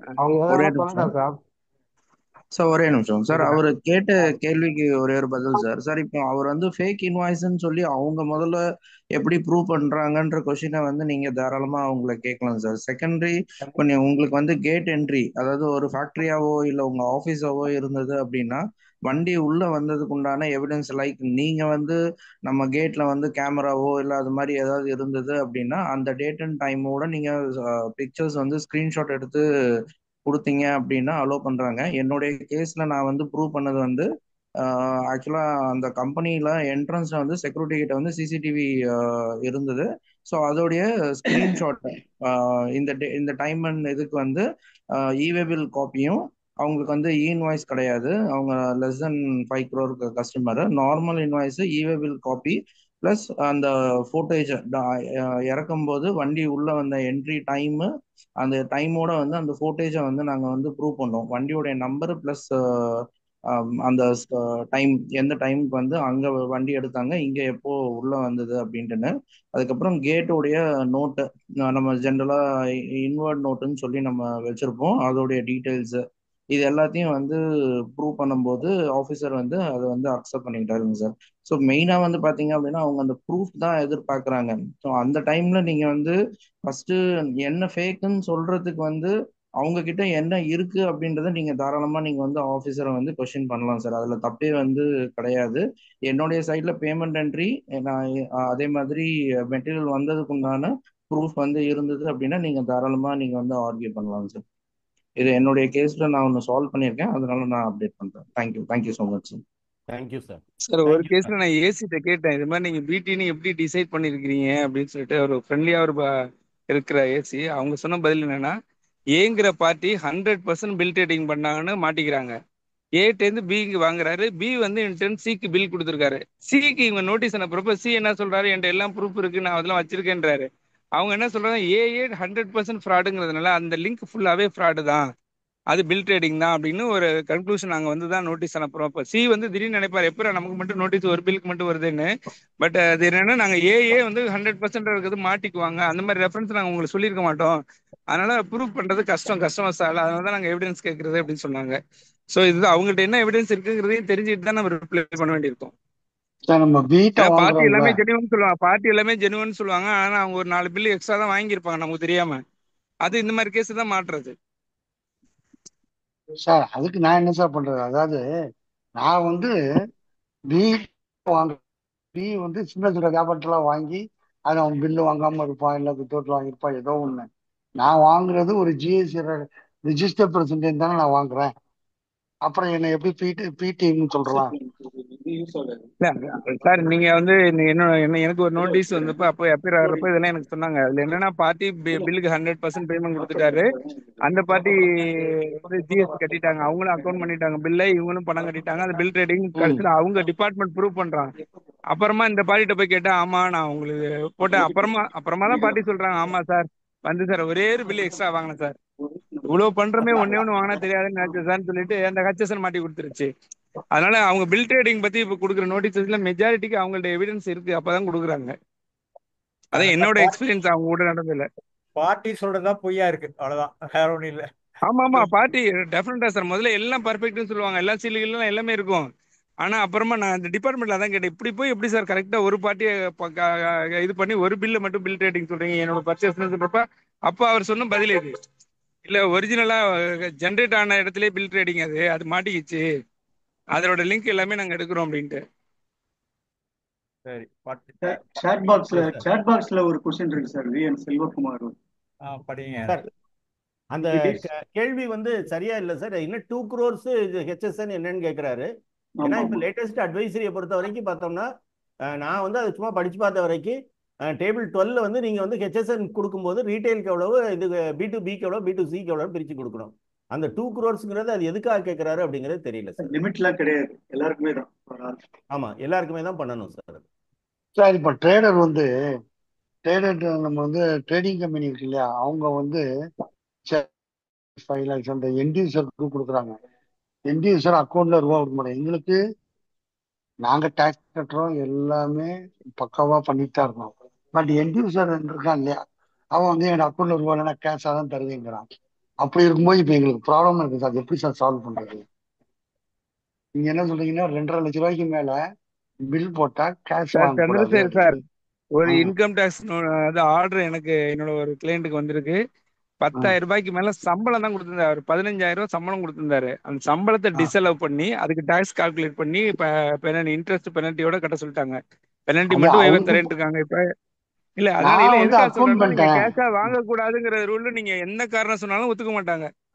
அப்ப எனக்கு வியாபாரம் நடக்காத, நான் வியாபாரம் பண்ணும், அந்த பொருளுக்கு உண்டான டாக்ஸ நான் கட்டுறேன்.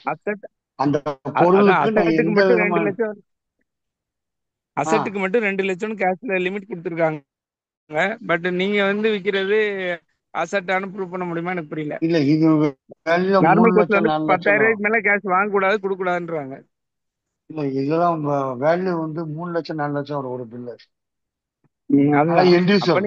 என்டியூசர் போகுது. அதான் அது நீங்க த்ரூ பேங்கிங் சேனல் தான் பண்ணணும். அதர்வைஸ் நீங்க லேண்ட் அப் ஆவீங்க, இல்ல லிட்டிகேஷன்ல லேண்ட் அப் ஆவீங்க.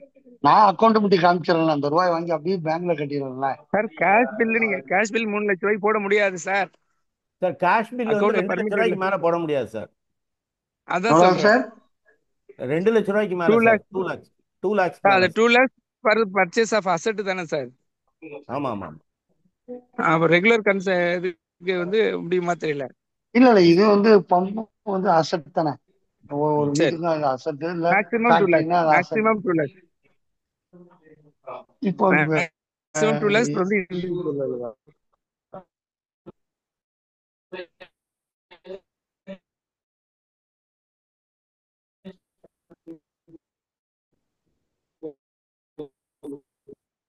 வேற வாய்ப்பே கிடையாது பண்றாங்க எனக்கு.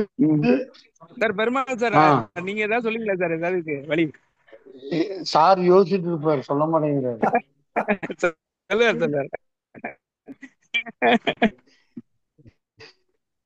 பெருமாள் சாரை பொறுத்தவரையில இல்ல, பெருமாள் சார் இல்ல, பெருமாள் சார் என்கிட்ட சொல்லியிருக்கிறது என்னன்னா, கிளையண்ட் எந்த நோட்டீஸ் வந்தாலும் நீ கிளையண்ட்டுக்காக முடியுங்கிற ஒரே எண்ணத்தோடய பாருன்னு இருக்காரு. அதான் நான் செய்யணும் கேக்குறேன். இப்ப அதான் வேணும், என் கிளைண்ட நான் அவர் லைன்ல இல்ல காப்பாற்றணும். போல இருக்கு, சார் லைன்ல இல்ல போல இருக்கு. அப்புறமா அவர்கிட்ட பர்சனலா கேட்டுக்கலாம், அதான் பர்சனலா கேட்டுக்கலாம் சார். Right sir. வேற பார்ட்டிசிபென்ட் क्वेश्चन சார் இல்லனா வில்லியப்பன் சார், கோயம்புத்தூர் பொறுத்தவரை ஒரே வரி ஒரே குரல். சொல்லுங்க. நாங்க எந்த மாறுபட்ட கருத்தை சொல்ல, நோட்டீஸ் வந்தா சந்தோஷப்படுங்க. இந்த ஒரு ஃபேண்டா இருக்கு அட்வர்டைஸ்மெண்ட் போடுவாங்க, கூல் ட்ரிங்க்ஸ் எடுத்து சந்தோஷம். அதே போல எப்ப நோட்டீஸ் வந்தா சந்தோஷமா இருக்குமே தவிர ஒரு நாள் நம்ம வந்து வாடக்கூடாது.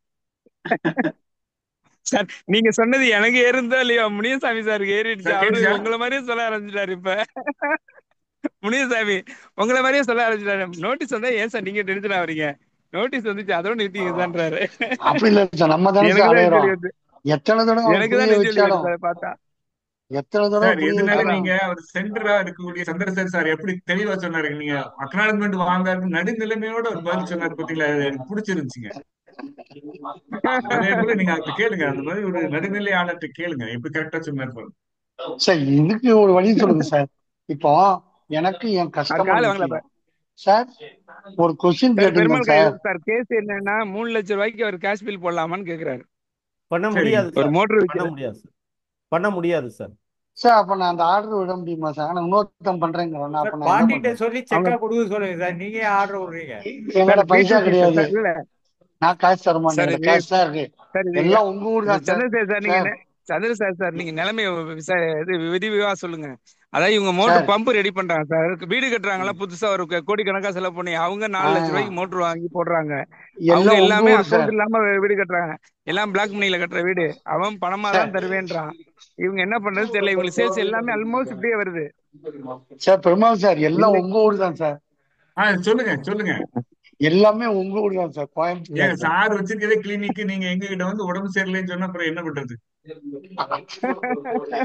அங்கதான் சார் பணமே இருக்கு கட்டுக்கட்டா. நீங்க கன்னியாகுமரியில இருந்து எங்களுக்கு இதே குரல் தான் சொல்லிட்டு இருக்காங்க, எல்லாம் நீங்களே வச்சிருக்கீங்க, என்ன பண்றது? இதுக்கு சொல்யூஷன் சார், சொல்யூஷன் தனியா வாங்க சொல்றோம். Right sir. சார் பிடிச்சிங்க சார், முடிஞ்சு போச்சு. ஆமா ஆமா ஆமா, தேங்க்யூ சார். சார் இதுவரை பார்ட்டிசிபேட் பண்ண அனைவருக்கும் நன்றி. செல்வராஜ் சார், நீங்க ஒரு நன்றி தமிழில் சொல்லிடுங்க. Okay sir. Mister CP. Paul Thangam அவர்கள் ஜிஎஸ்சி ப்ரொஃபஷனல் சொசைட்டி சார்பாக guidance to handle GST notices பற்றி அருமையாக விளக்கமாக ரொம்ப ஜெனரஸா பண்ணாரு. அதாவது ஒரு அந்த ப்ரொசீஜர் என்ன, ப்ரொசீஜர் அந்த ப்ரொசீடிங்ஸ் என்ன, ஜிஎஸ்டி நோட்டீஸ் வந்தா ஒவ்வொரு கிளையண்ட்டும் எப்படி ரியாக்ட் பண்ணணும் அப்படின்றத ஜெனரலா ரொம்ப அருமையாக விளக்கினார். அதே சமயம் எங்களுடைய 154வது மீட்டிங்ன்றதை பாராட்டி பேசினதும் 40வது நேரடி கூட்டத்தையும் பாராட்டி பேசியதற்கும் நன்றி தெரிவிக்கிறோம். அப்புறம் அந்த ஔவையார் கோட்ஸ்ல இருந்து ஆரம்பிச்சார், கற்றது கை மண்ணளவு கல்லாதது உலக அளவு அப்படின்றது உலக அளவையான உண்மை. நம்ம எப்பனாலும் எந்த மீட்டிங்னாலும் நம்ம கற்பது வந்து வெறும் கை மண்ணளவு தான் அப்படின்னு நினைச்சுதான் நம்ம எல்லா மீட்டிங் அட்டன் பண்ணாதான் நம்ம வந்து உலக அளவுல நிறைய விஷயங்கள் தெரிஞ்சுக்கலாம். அந்த கிளிப்ல இருந்து அடுத்து திருவிழா கிளிப்பை போட்டு நோட்டீஸ் வருவதும் ரிப்ளை கொடுப்பதும் அது ஒரு பாரம்பரிய சொத்துன்றத ரொம்ப ஒரு நகைச்சுவையா சொன்னது ரொம்ப அருமையாக இருந்தது. நோட்டீஸ் வந்து எப்பயும் ஒரு ஆர்ட்டா ரிப்ளை கொடுக்கணும் அப்படின்றதையும் சொன்னாரு. அதனுடைய இம்பார்ட்டன்ஸ் சொல்லிட்டு அதனுடைய நோட்டீஸை வந்து எப்படி திரும்ப திரும்ப படிச்சாதான் அதனுடைய கண்டென்ட்ஸ் வந்து நமக்கு புரியும், அப்பதான் நம்மளால அதுக்கு ரிப்ளை ப்ராப்பரா கொடுக்க முடியுன்றதையும் அருமையா சொன்னாரு. அப்புறம் அதுக்கான எவிடன்ஸை வந்து எப்படி கொடுக்கணும் அப்படின்றதுக்கு வந்து மிஸ்டர் எஸ் ராஜரத்னம் லேட், அவர் வந்து தற்போது இல்லை. அவரை வந்து கோட் பண்ணி சொன்னது வந்து மிக அருமையாக இருந்தது. எஸ்எஸ்ஆர் கூட அவர் வந்து டாக்ஸ் போறன்றது இந்துல நானும் படிச்சிருக்கேன். இன்கம் டேக்ஸ் பத்தி எழுதுறது பத்தி சொல்லியிருந்தாரு. அதை ரெகுலர் ரீடர்னு அவரும் சொல்லியிருந்தாரு. ரொம்ப அருமையா இருந்தது. இந்த மாதிரி விஷயங்களை வந்து நம்ம இந்த மாதிரி ரீகலெக்ட் பண்றதுன்றது ரொம்ப, இந்த மாதிரி மீட்டிங்ல ரீகலெக்ட் பண்றதுன்றது அபூர்வமான விஷயங்கள். அந்த ஜிஎஸ்டிஆர் 1ல இப்ப லேட்டஸ்ட் ஒரு அமெண்ட்மெண்ட்டை பத்தி சொன்னாரு. டேபிள் 12ல வந்து ஹெச்எஸ்என் கோட் வைஸ் B2Cக்கும் B2Bக்கும் தனித்தனியா கொடுக்கணுன்றது ஒரு நியூஸா சொன்னாரு.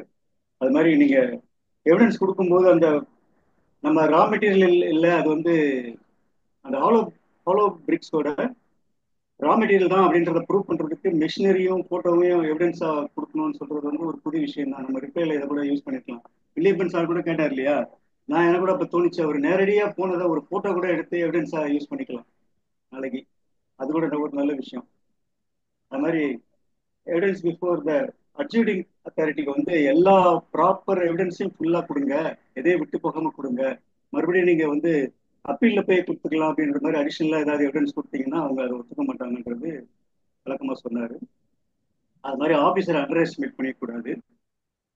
அந்த ஒரு கிளிப் பார்த்தீங்கன்னா மகாபலி கிங் அவருடைய அந்த அவர் வந்து விஷ்ணு வந்து வாமன அவதாரம் எடுத்து இந்த 3 அடி மண் அந்த விஷயமும் ஒரு, அதாவது ஒரு நல்ல பிரேக் ஒன்று இடையில கொடுத்து நல்லா அழகா சொல்றாரு. அது வந்து ரொம்ப அருமையாக இருந்தது. கான்ஸ்டியூஷனல் வேலிட்டியை வந்து அண்டர் எஸ்டிமேட் பண்ணாதீங்க, ஆபீசரையும் அண்டர் எஸ்டிமேட் பண்ணக்கூடாதுன்னு சொன்னாரு. கேஸ் கிளாஸை கொடுக்கும்போது நம்ம நோட்டீஸ்ல சொல்லியிருக்கிற குறைகளுக்கு அது ஃபிட் ஆகுதான்றதையும் ப்ராப்பரா கவனிங்க, சாதாரணமா கொடுக்காதீங்க அப்படின்ற மாதிரி சொன்னாரு. உங்க இதுல வந்து சிம்பிள் லாங்குவேஜ் யூஸ் பண்ணுங்க. இங்கிலீஷ்ல போடும்போது வந்து ரொம்ப ஒக்காபுலரிஸ் ரொம்ப புக் எடுத்து டிக்ஷனரி எடுத்து பார்க்குற அளவுக்கு ஆஃபீஸர்ஸ்க்கு வேலை கொடுக்காதீங்க. ரொம்ப சிம்பிளா அவருக்கு புரியுற மாதிரி போடுங்க. கண்டினியூஸ் சென்டென்சஸ் யூஸ் பண்ணாதீங்க அப்படின்றதையும் அழகா சொன்னாரு. இதெல்லாம் வந்து ரொம்ப முக்கியமா கவனிக்க வேண்டிய விஷயங்கள். நம்மளே படிக்கும்போது திருப்பி படிக்கும்போது நமக்கும் புரியணும் அப்படின்றது ரொம்ப முக்கியம். டக்குன்னு கேட்சிங்கா இருக்கணுன்றாரு, அவ்வளவுதான், வேலை ஒண்ணு. ரிப்ளை வந்து கேட்சிங்கா இருக்கணுன்றத சொல்றாரு. அது மாதிரி பர்சனல் ஹியரிங் வந்து கேளுங்க, ஒவ்வொரு ரிப்ளைலையும் கேட்காட்டினாலும் பரவாயில்ல, அவங்க கொடுப்பாங்க. அதுக்கான செக்ஷனை பத்தி சொன்னாரு. அது மாதிரி இந்த அட்ஜர்ன்மெண்ட் பத்தி சொல்லும் போது பாத்தீங்கன்னா 3 தடவைக்கு மேல கிடைக்காதுன்றது ஒரு விஷயம். அதே மாதிரி என்னைக்கு டியூ டேட்டோ அதுக்கு ஒரு 2-3 நாளைக்கு முன்னாடியே அட்ஜர்ன்மெண்ட் கேளுங்க. அதுக்கப்புறம் ஆன் தி டேட் கேட்டீங்கன்னா ரிஜெக்ட் ஆகிறதுக்கு வாய்ப்பு இருக்குன்றதையும் கண்டென்ட்ல சொல்லியிருந்தாரு. ரொம்ப அருமையா விளக்கமா கொடுத்த இந்த விஷயங்களுக்கு அவருக்கு ஜேசி ப்ரொஃபஷனல் சொசைட்டி சார்பாக மீண்டும் நன்றியை தெரிவித்துக் சார். நன்றி, வணக்கம். Thank you. Very happy to be part of this association sir. ஆப்பர்ச்சுனிட்டிக்கு மீண்டும் நன்றி. Thank you sir. நன்றி. Thank you. Meeting is concluded. Thank you sir. Committee members stay back பண்ணலாம். நன்றி சார். நன்றி சார்.